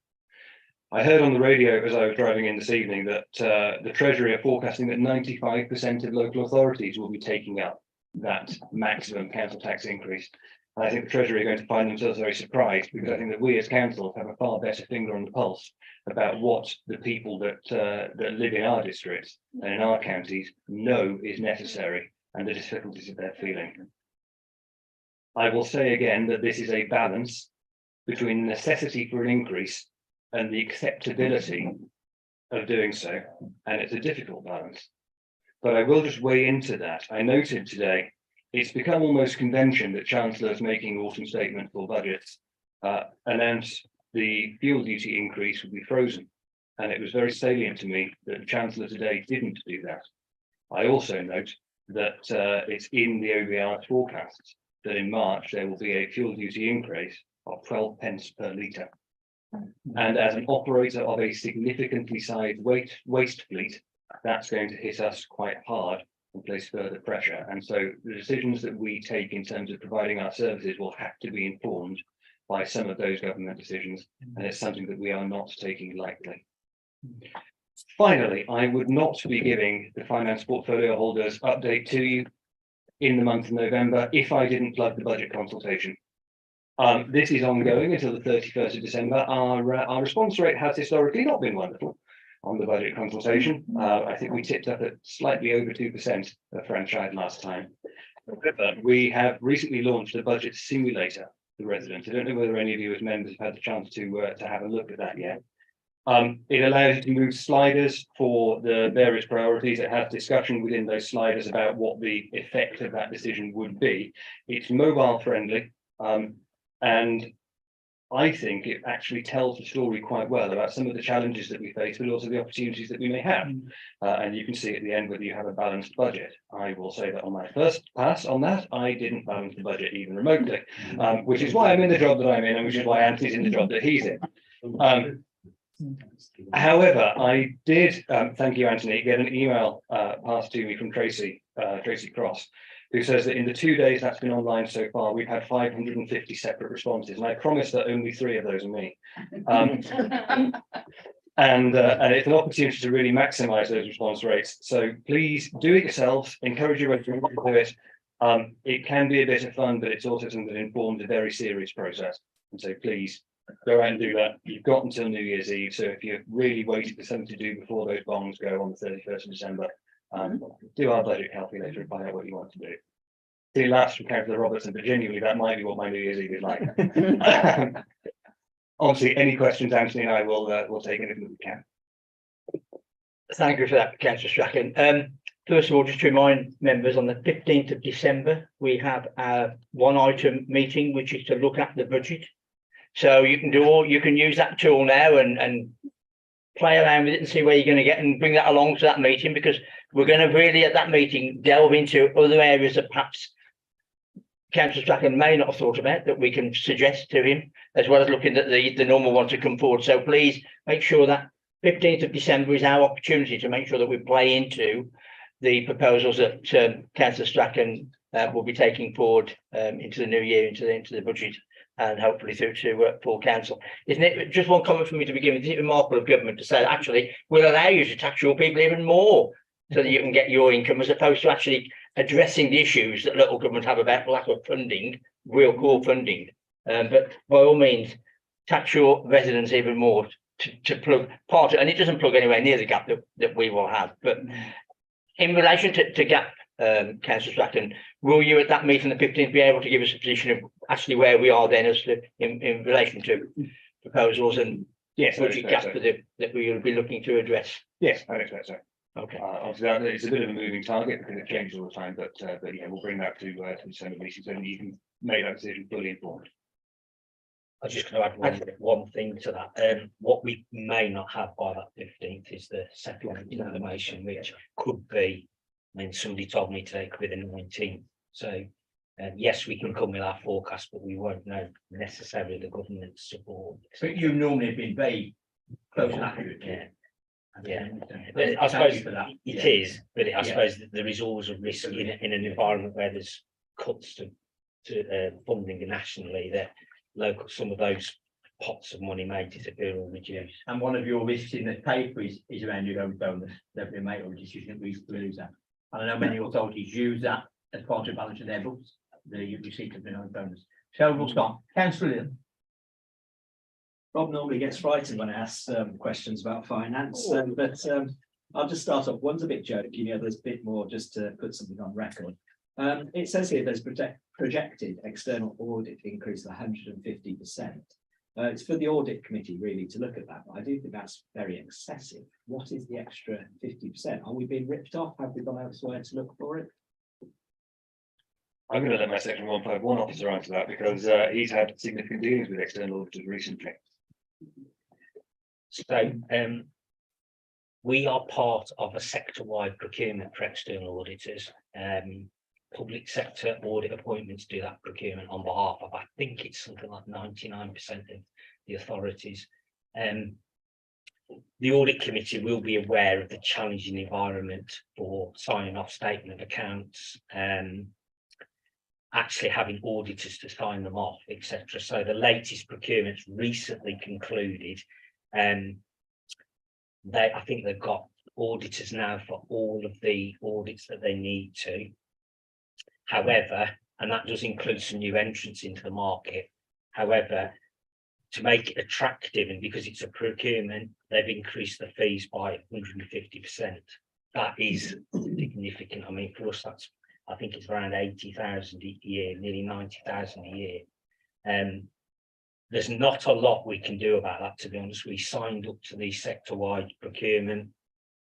Even if we'd gone on our own or in some smaller consortium, there is no guarantee that we would have got any better value for money than doing it on a sector-wide basis. And so, unfortunately, it reflects the audit environment we're in and the lack of qualified staff, which is something we're experiencing on our side on any case. Yeah, just to tap into that as well. I'm not here to be the voice of defence for accountancy firms, heaven forbid, but I think it would be safe to say there's been a view expressed at audit by our auditors that when the fees were absolutely slashed about 5 or 6 years ago, they went far too far, and it suddenly became a very difficult environment for auditors to operate in because of the lack of qualified staff. In fact, the fees didn't cover the cost of the audit, and so I expected to increase. I didn't expect it to increase that much, but as Anthony said, we are within that wide procurement exercise, and we made our bed. Okay. I'll just say one thing. I was just thinking there is a possibility that we may get some government funding towards that, but that will come through in the settlement. So the figure we've got in there may be the actual figure, but we may get a reduction in that if that government funding comes through. So I should just highlight that now. Okay. Okay, thank you for that. As I said, I'd like it minuted that I have concerns there, certainly because I remember from my time on audit, and it is 80, 90, 100,000, and any subsequent increases of any percent and based on that further extortionate increase as well. So this isn't really just the one increase, it's further increases year on year, which 150% is a very, very high base mark. So economically, you project it upwards even more. And the other is just, and I'll come onto this, I think, on the 15th of December meeting. You mentioned the increase in reserves, and it may be good and it may be needed, but what are reserves to be meant to be used for? It's certainly not just to sit in the bank and get inflated away and be worth nothing. We are here to run a good council, make sure that we're financially viable. We're also here to represent the people, and they are very much struggling at the moment, and we are very much in need of infrastructure investment around the district. However, I am willing to wait and see levels that you put forward here. There's a future unforeseen events, there's budgets that can come and go very easily. I think there's only 2 more prime ministers till Christmas here. And I just really have this on record that questions are asked here about the reserves, what they're used for, the current rate of inflation, and the fact that we're here not just to run the council, but to represent the people. So what are we doing with this money? That I just want that on record. I will delve into that, I think, on a meeting in the future when we have a bit more information. Chairman, if I could guide Councillor Little to the table at 3.47 internally calculated on page 27, that currently sets out our minimum level of reserves. So just to say, I'm not adding to reserves, far from it. In fact, the programme you've seen sees the reserves becoming seriously depleted by year 4 or 5. This is the minimum level that we believe we need to hold to deal with catastrophic risk. And so our assessment of the risk as at the 22nd of February 22, which appears to be the date this was reviewed, is there at 3.47, along with the amount of reserve that's allocated to each individual risk. But I'll gladly bring that back to the December meeting and we can look at it. I think what is, we do have catastrophic risk, but people are having catastrophic bills, and it's also a catastrophic council tax bill. Not just the heating bill, fuel bill, food bill. Everything is adding up, and I think we are here to ease the process a little as well. I know we have a duty to care for our finances, but we have a duty to care for the residents who are struggling more than us. Noted, thank you. I was just going to add to what Councillor Stratton said. We recently released a not insignificant sum of reserves to fund the cinema in the city centre. But, I will say on record, part of my legal role is to assess the level of reserves that I believe are necessary to manage financial risks for the council. So we've clearly set out, or I've clearly set out in the report, what the level is currently and what the risks we're covering. But I do have a legal duty to set a level of reserves I feel manage the financial risk the council's facing. Councillor Robertson. Thank you, Chair. I've only got one thing to raise, and it does link in very well to what Councillor Little and Anthony just said. I think in terms of the minimum level of reserves, I think it's going to be very difficult to not see that increase. I certainly don't remember them being uplifted significantly in my time on the council, and I'm now 2 weeks past 3.5 years. And I think with inflation doing what it's doing, you're going to have to look at that very carefully, because at the end of the day, that 1.6 million as was isn't the same as it is today.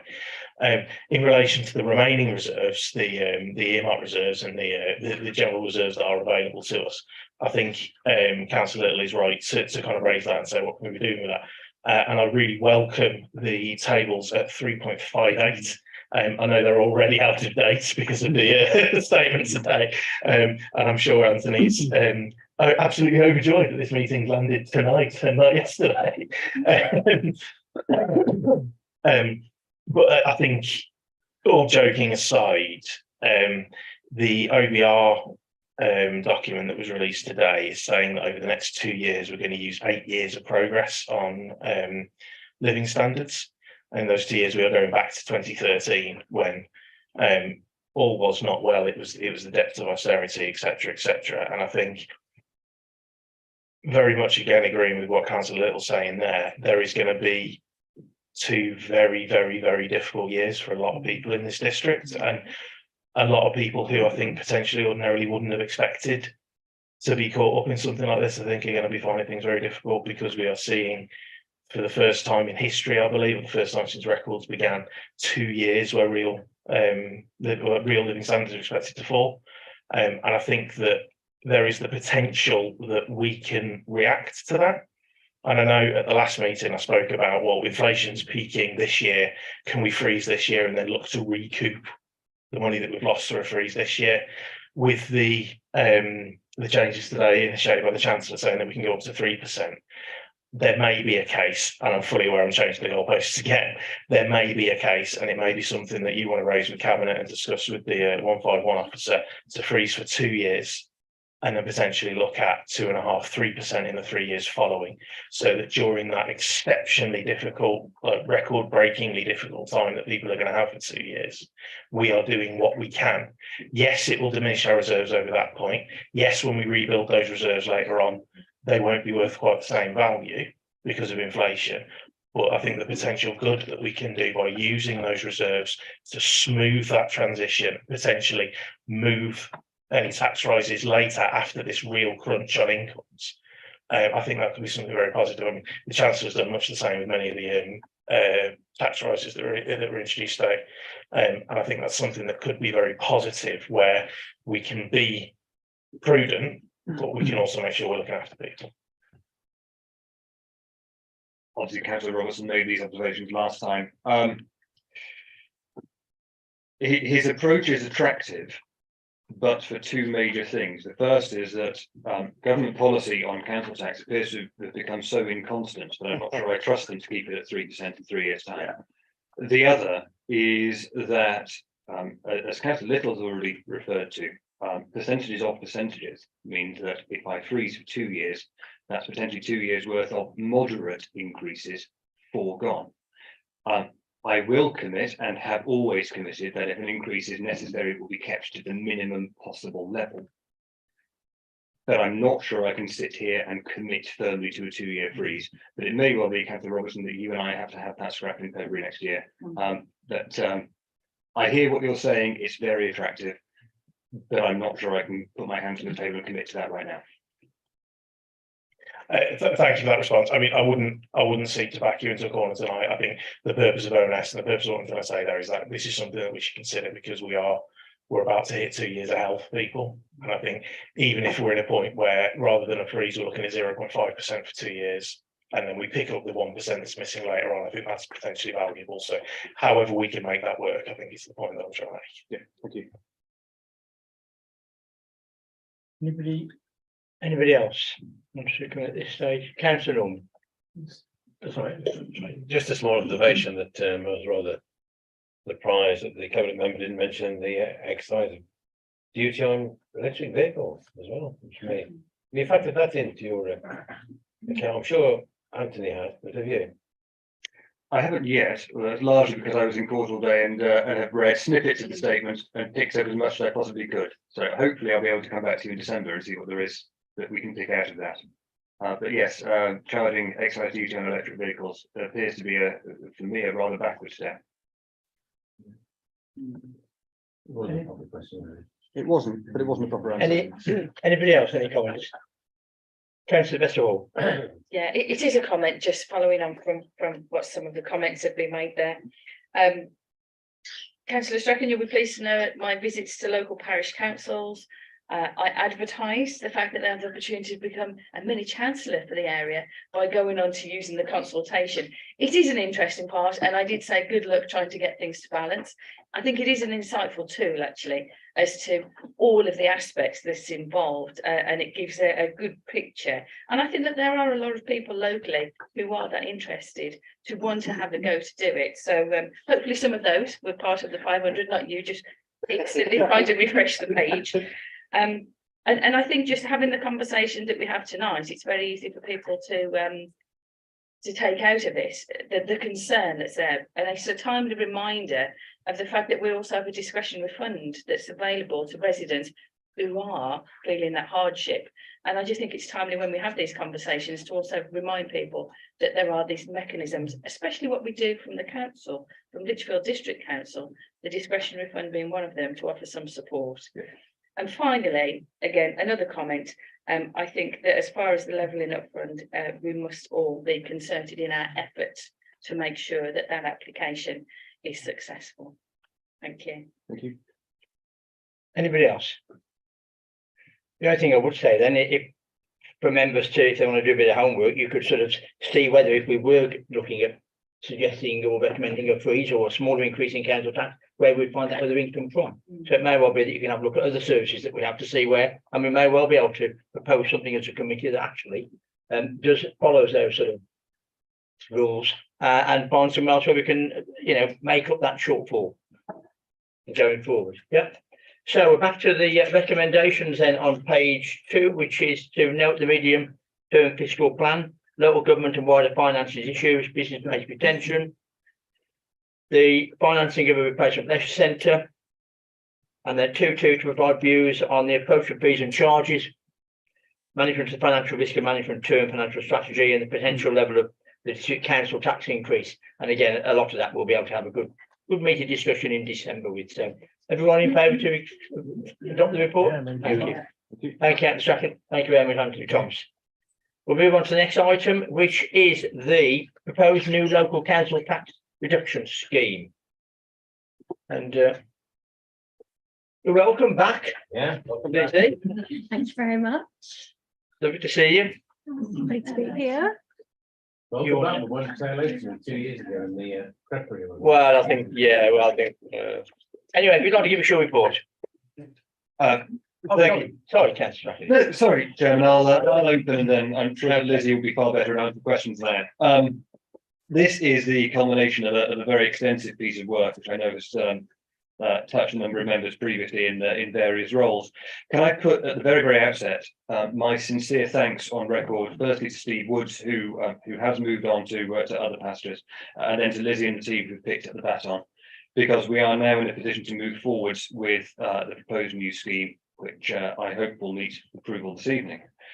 Members may recall that our previous scheme, which had been in operation for some significant period of time since 2013, was a successful scheme, but had its downfalls, particularly the downfall that required a contribution from everybody. And we were finding growing evidence that some people were in fact never able to pay any contribution towards their council tax and were being trapped into perpetual debt with mounting bills that they were never ever going to be able to pay, rising arrears, and ultimately it arose that it was perpetual bad debt being created that we were never going to recover and was just causing people significant distress. And so this new scheme allows up to 100% discounts on council tax with a number of income disregards for single occupants, where there are dependent children, people who are working, and those with disabilities. It's a banded route which should permit fluctuation within the bands where people's income fluctuates, particularly if people are on variable hours contracts and things like that.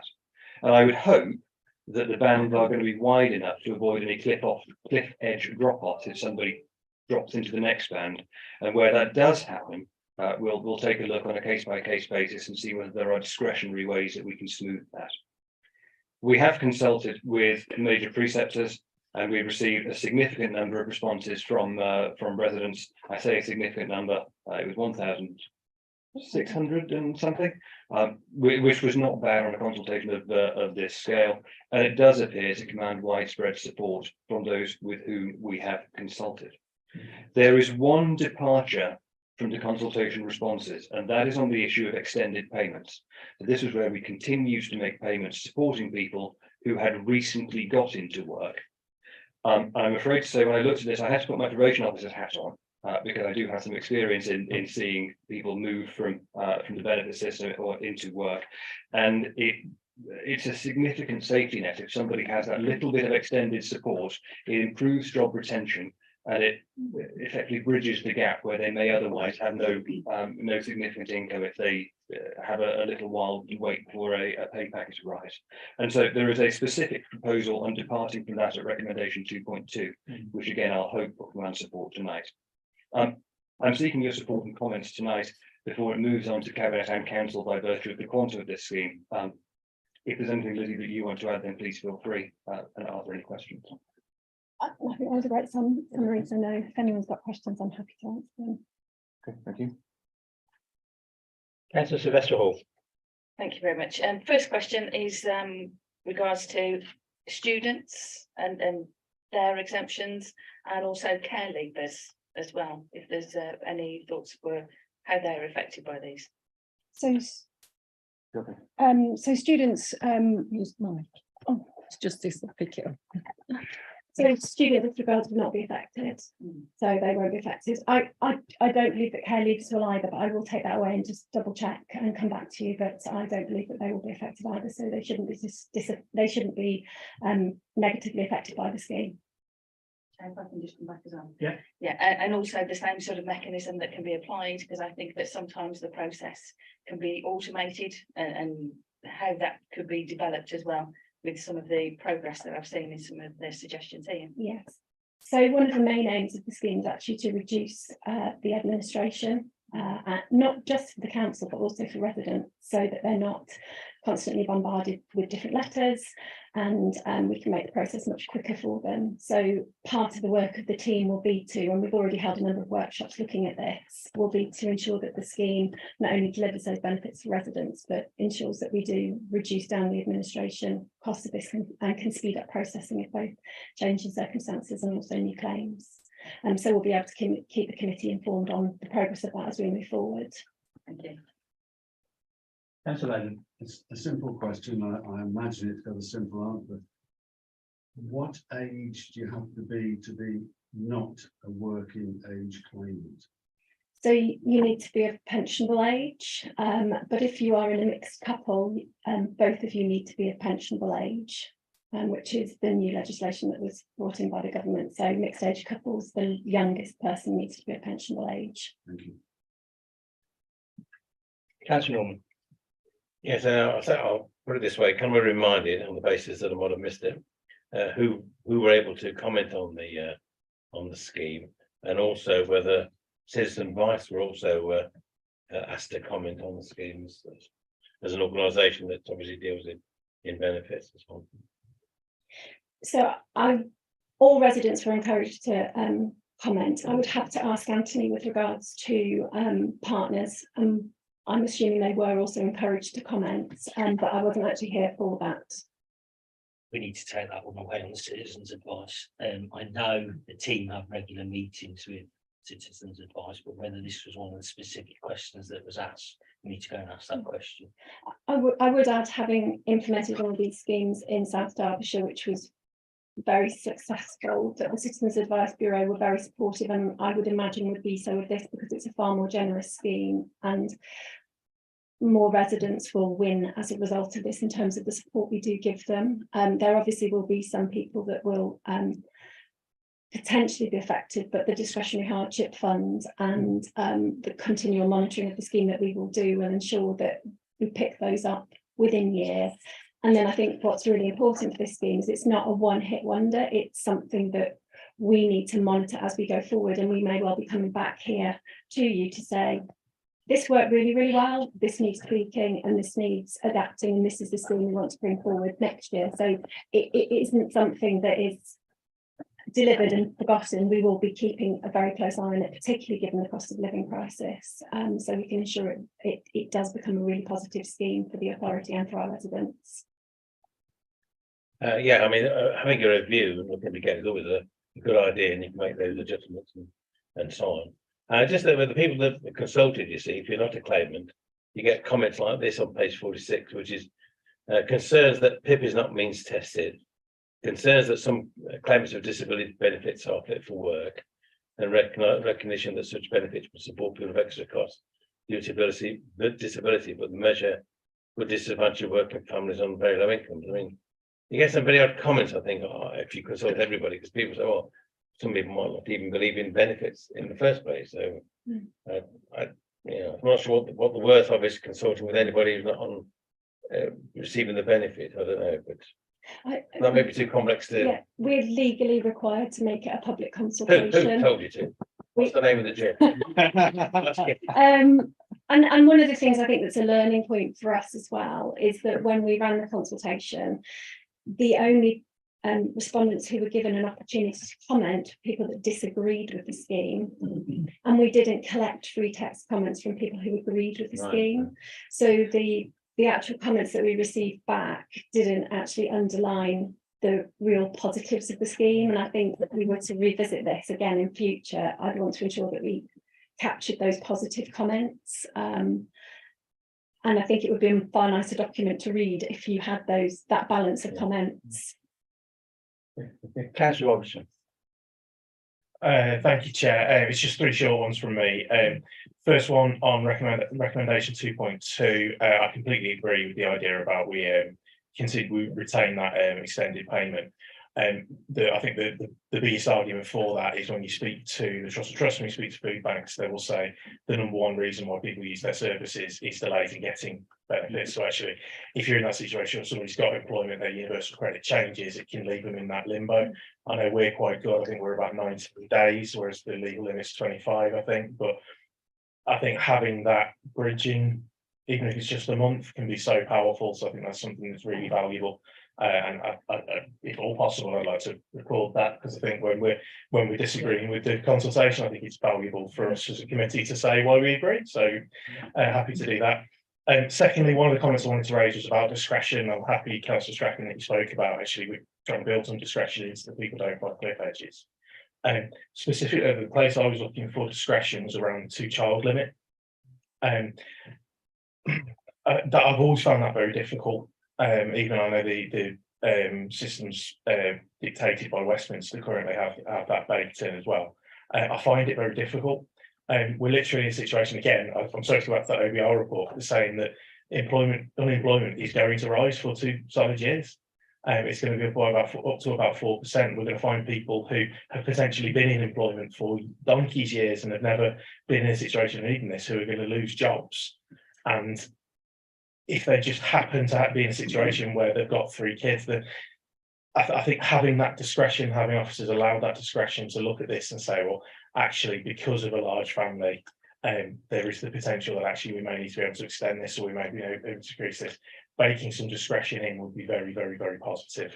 I do have major concerns about 2-child limits. I understand there's a driver from us and there's a cost implication, but I think that is again something that if we build that discretion in, it will allow us to actually deliver better for people potentially.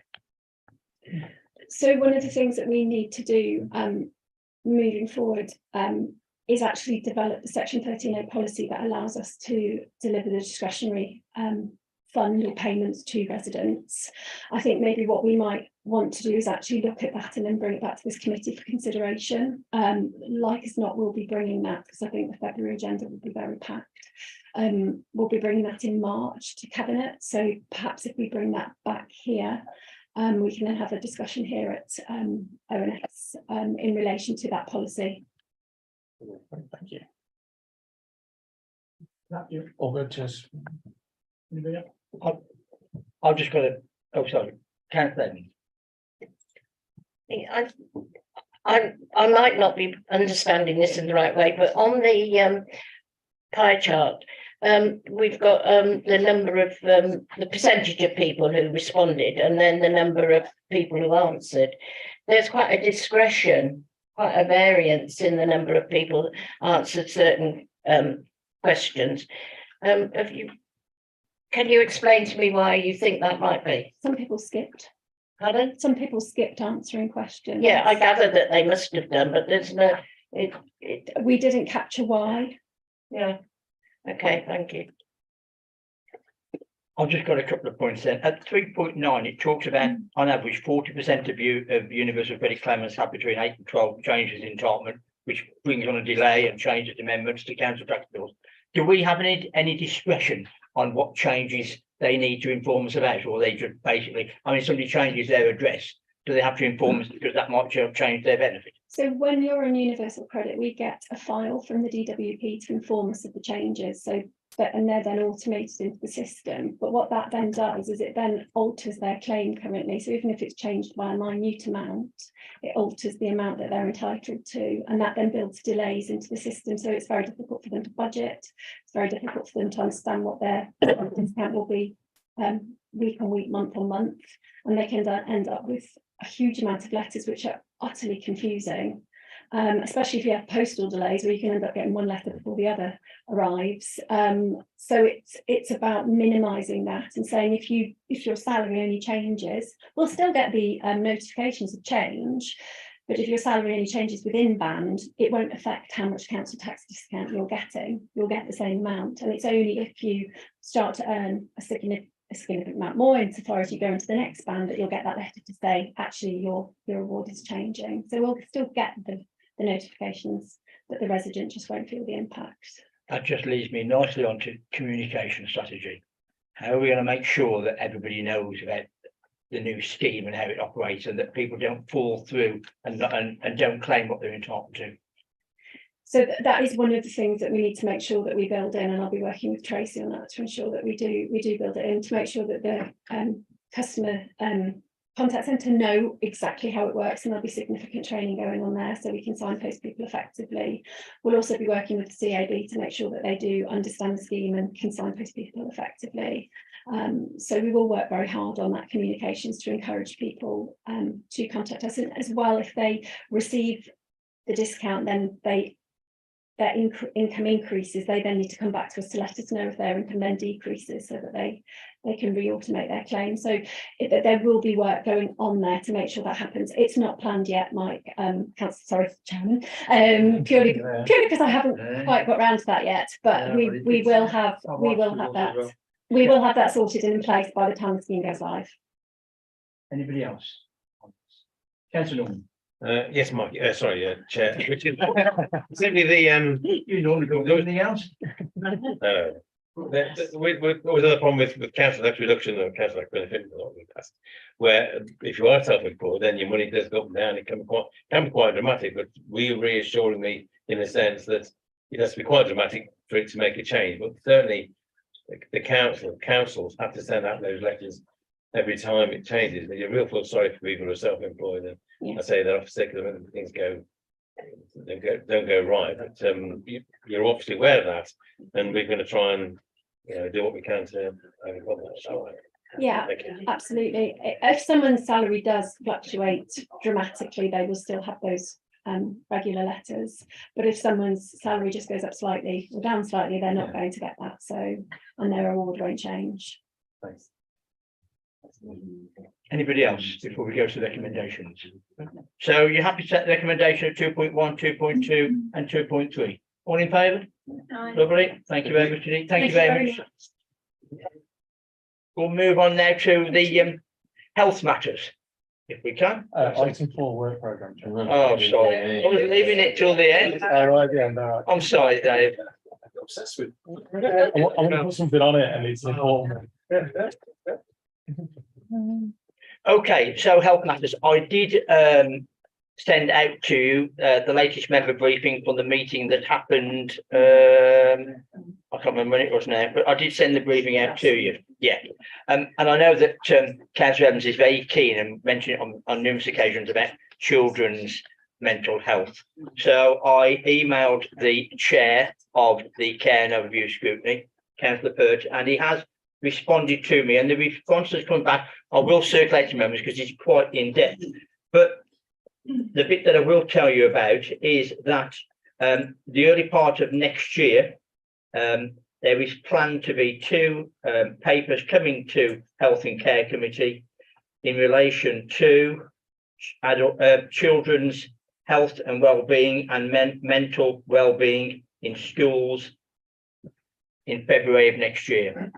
So it's on their radar. It won't necessarily be linked to from COVID, but it will be in general health and well-being and how children have been in schools. But I will forward to you the response that came from Councillor Jeremy Pert, who's the chair of that committee, so that you can see exactly that we have raised it, and we will continue to raise it when we go to meetings. But on their work programme, I think it is there is an item shown for early part of next year. So we'll be there. Councillor Evans. Yeah, I'm grateful for that, Chairman, because this I've heard recently of the number of young people that have attempted suicide, and for some of them it's been successful, which is pretty awful. And I'm really glad that they are considering it much sooner rather than later, because it is such an important issue. And the system is not, as I've said before, has not been working effectively. So I'm grateful that this is happening, and it is a system whereby I hope it means that people who are, when it's addressed when they're young, it's not going to follow on when they're adults, which can lead to awful problems. So thank you. Councillor England. Thank you, Chair. Yeah, just to carry on with Councillor Evans's inquiring that she was just saying, I tell you that it's not only been looked at by Jeremy's overview as cabinet member. We've got a group of people called Safeguarding, Overview and Scrutiny, And on our agenda is just exactly what you've just been concerned about. Children that are very vulnerable, especially the ones that are carers. And we meet, now there's a new programme gone forward where we meet the children in certain times, certain after school, in a social basis, and we try and we filter out information from them, and we put it to the main overview and scrutiny committee. So we are really going forward and creating a level bench on trying to keep the children that we've got in our care and the ones that are caring for everyone else, but generally the whole welfare of the children, which includes education, and it comes under the safeguarding overview and scrutiny committee. The actual two pieces of work are the mental health strategy and the young people's mental health, 2 items coming to committee in February. So I'll make sure that when they do that, we raise all the concerns you have, Councillor Evans, and we'll bring the report back. Councillor Sylvester Hall. Yeah, and on the same note, taking that forwards, there was an event today which is called the Journey of the Child at County, and there was a good representation there of members, but the information that was coming across, I think, again, supports that, but it involved early years as well as older and as well as children in care, and the resources and the impact that that's having, I was positively impressed about, actually. And that also involved the amount of representation of mental health leaders within schools. But I think for me, the sort of takeaway message was how it's actually going back into early years. And that was quite profound. And then in my other capacities as a primary governor is looking at how children are actually also supporting each other, and mental well-being is so much at the agenda now that it's a mental health first aid role that is also within school. So not just physical first aid, but also mental first aid. So there's some really good initiatives out there. Councillor Egan. Yep, you can be rest assured after what you've heard from the councillor Janet here and myself that we are really delving into this problem from young children right up to teenagers and above, and it really is our priority at county. So you can be rest assured, Councillor Evans, we're doing what we can, and it is on our work programme. Councillor Wadley. Thanks, Chair. On the theme of mental health as well, we're in November, and there's a thing called Movember where men's mental health is brought to light, and statistically as well, men are more likely to commit suicide than anyone else in society. And I was hoping or wondering whether you or any of the county councillors have anything to share in the men's mental health, and if there's anything in support of men and mental health as well. I'm not on health overview and scrutiny.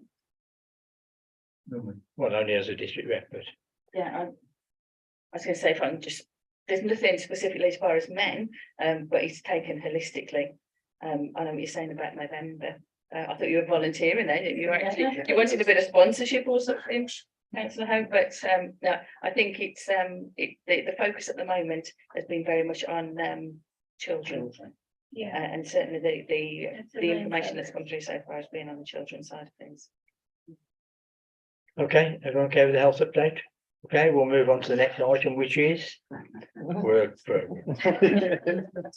Okay, you'll see we've got a date in December, which is the one item on, which is the budget planning that we're going to be doing. Anybody else got any views on the Hans Robertson? Thank you, Chair. This is a really important one. I'm hoping that we'll get agreement to add something in relation to the free voter certificate, or whatever they're going to call it. We are 24 weeks away today from 170, 180 elections across the district. The government has introduced legislation requiring people to show voter ID because they think it's going to solve a problem that doesn't exist. There is a significant concern that some people will not have approved forms of photographic identification. People will be able to apply for something free from the council. The government has, it's unfortunate the chief exec isn't here as the returning officer. As far as I'm aware, the government hasn't yet laid the criteria to councils in terms of what that's got to look like. We are, by the time that comes through, probably sometime in January, that's going to be very, very, very late getting it into May. And I think we need to have a view at this committee in terms of where that's going. I'm looking at the work programme. We've currently got on the 19th of January, only 2 items ticked. And one of those I think we've just cleared off as well. I don't know where that will sit in terms of when we get information from Westminster in terms of how they're expecting this to work. My only concern is the next one's the 16th of March, where there's nothing on the agenda currently. But that might be a little late to be able to exact change. But I think this is something that our committee needs to look at because we can't have people losing their right to vote. Yes, just to reassure you that obviously elections is part of the governance team. We are getting the circulars, we are prepping ourselves on everything we've got to do. With regards with it coming here, if there is agreement, of course, we could always find special dates. January meeting, Lizzie mentioned about bringing back, what was it, the section 13 or something, so March, so that might be coming to January. But that's something I need to double check. But of course, obviously we're getting circulars, we'll try and get it as soon as possible. We are aware and we can hold a special. Are members okay that if we've got some more information, we'll bring it to that meeting in January, because we haven't got a massive program. Yeah. And or we need to have a special, we will. That's a normal. Well, I just wondered if the circulars could be circulated to us, or they, you know, if you thought they were useful for elected members to have a look at. I can Just do, pass they that are the forward. ones that are going to returning officer, so I've just seen site of them.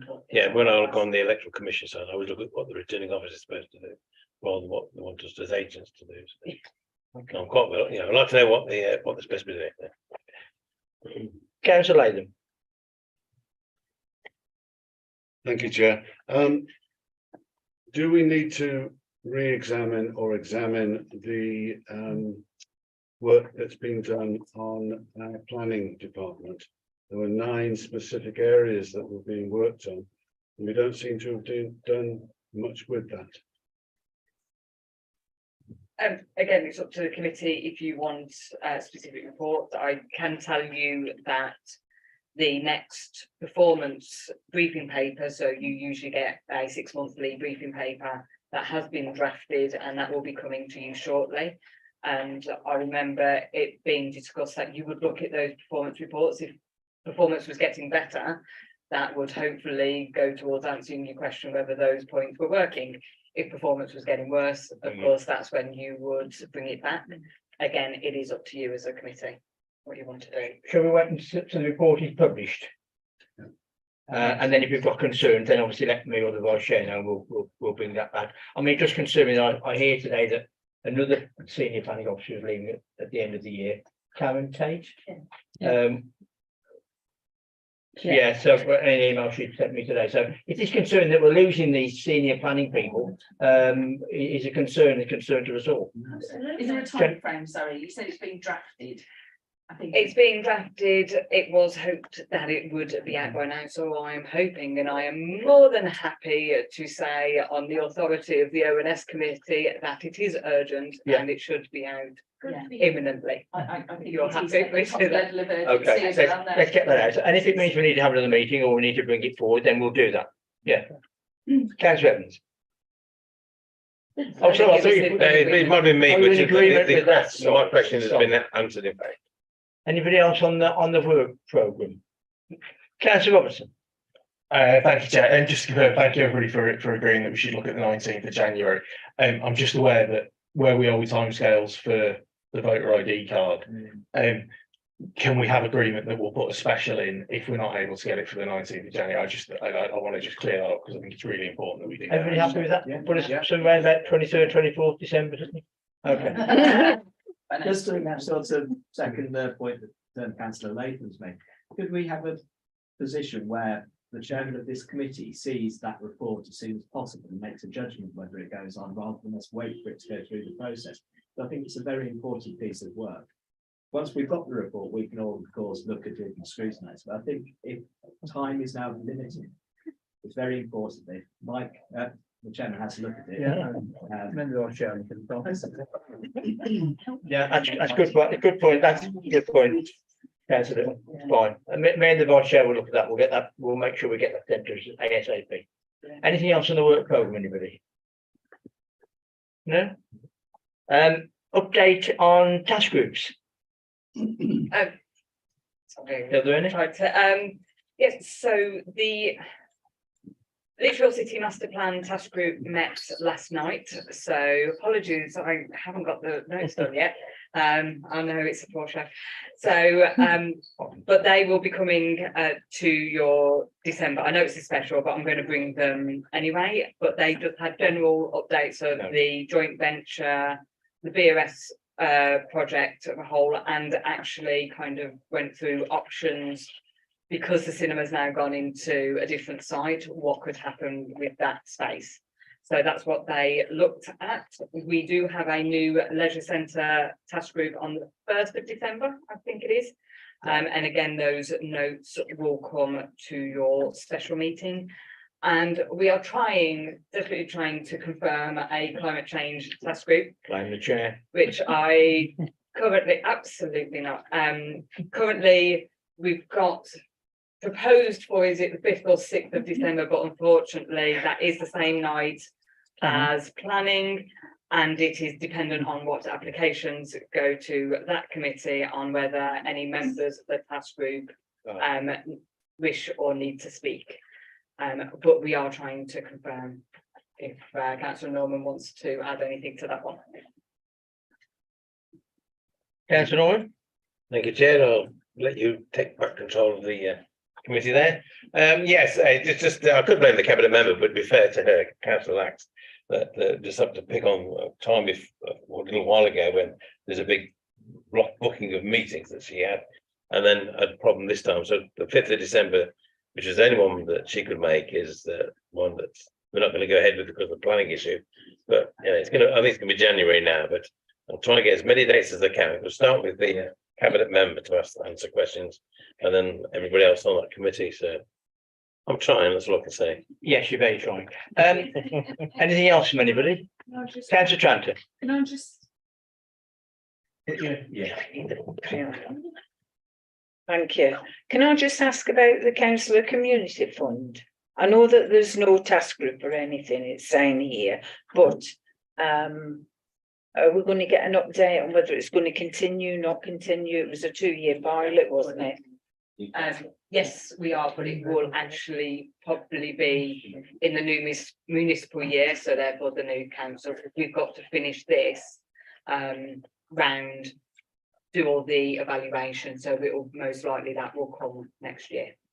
We did ask you to come back anyway, so that we could evaluate after the pilots are finished. Anybody else?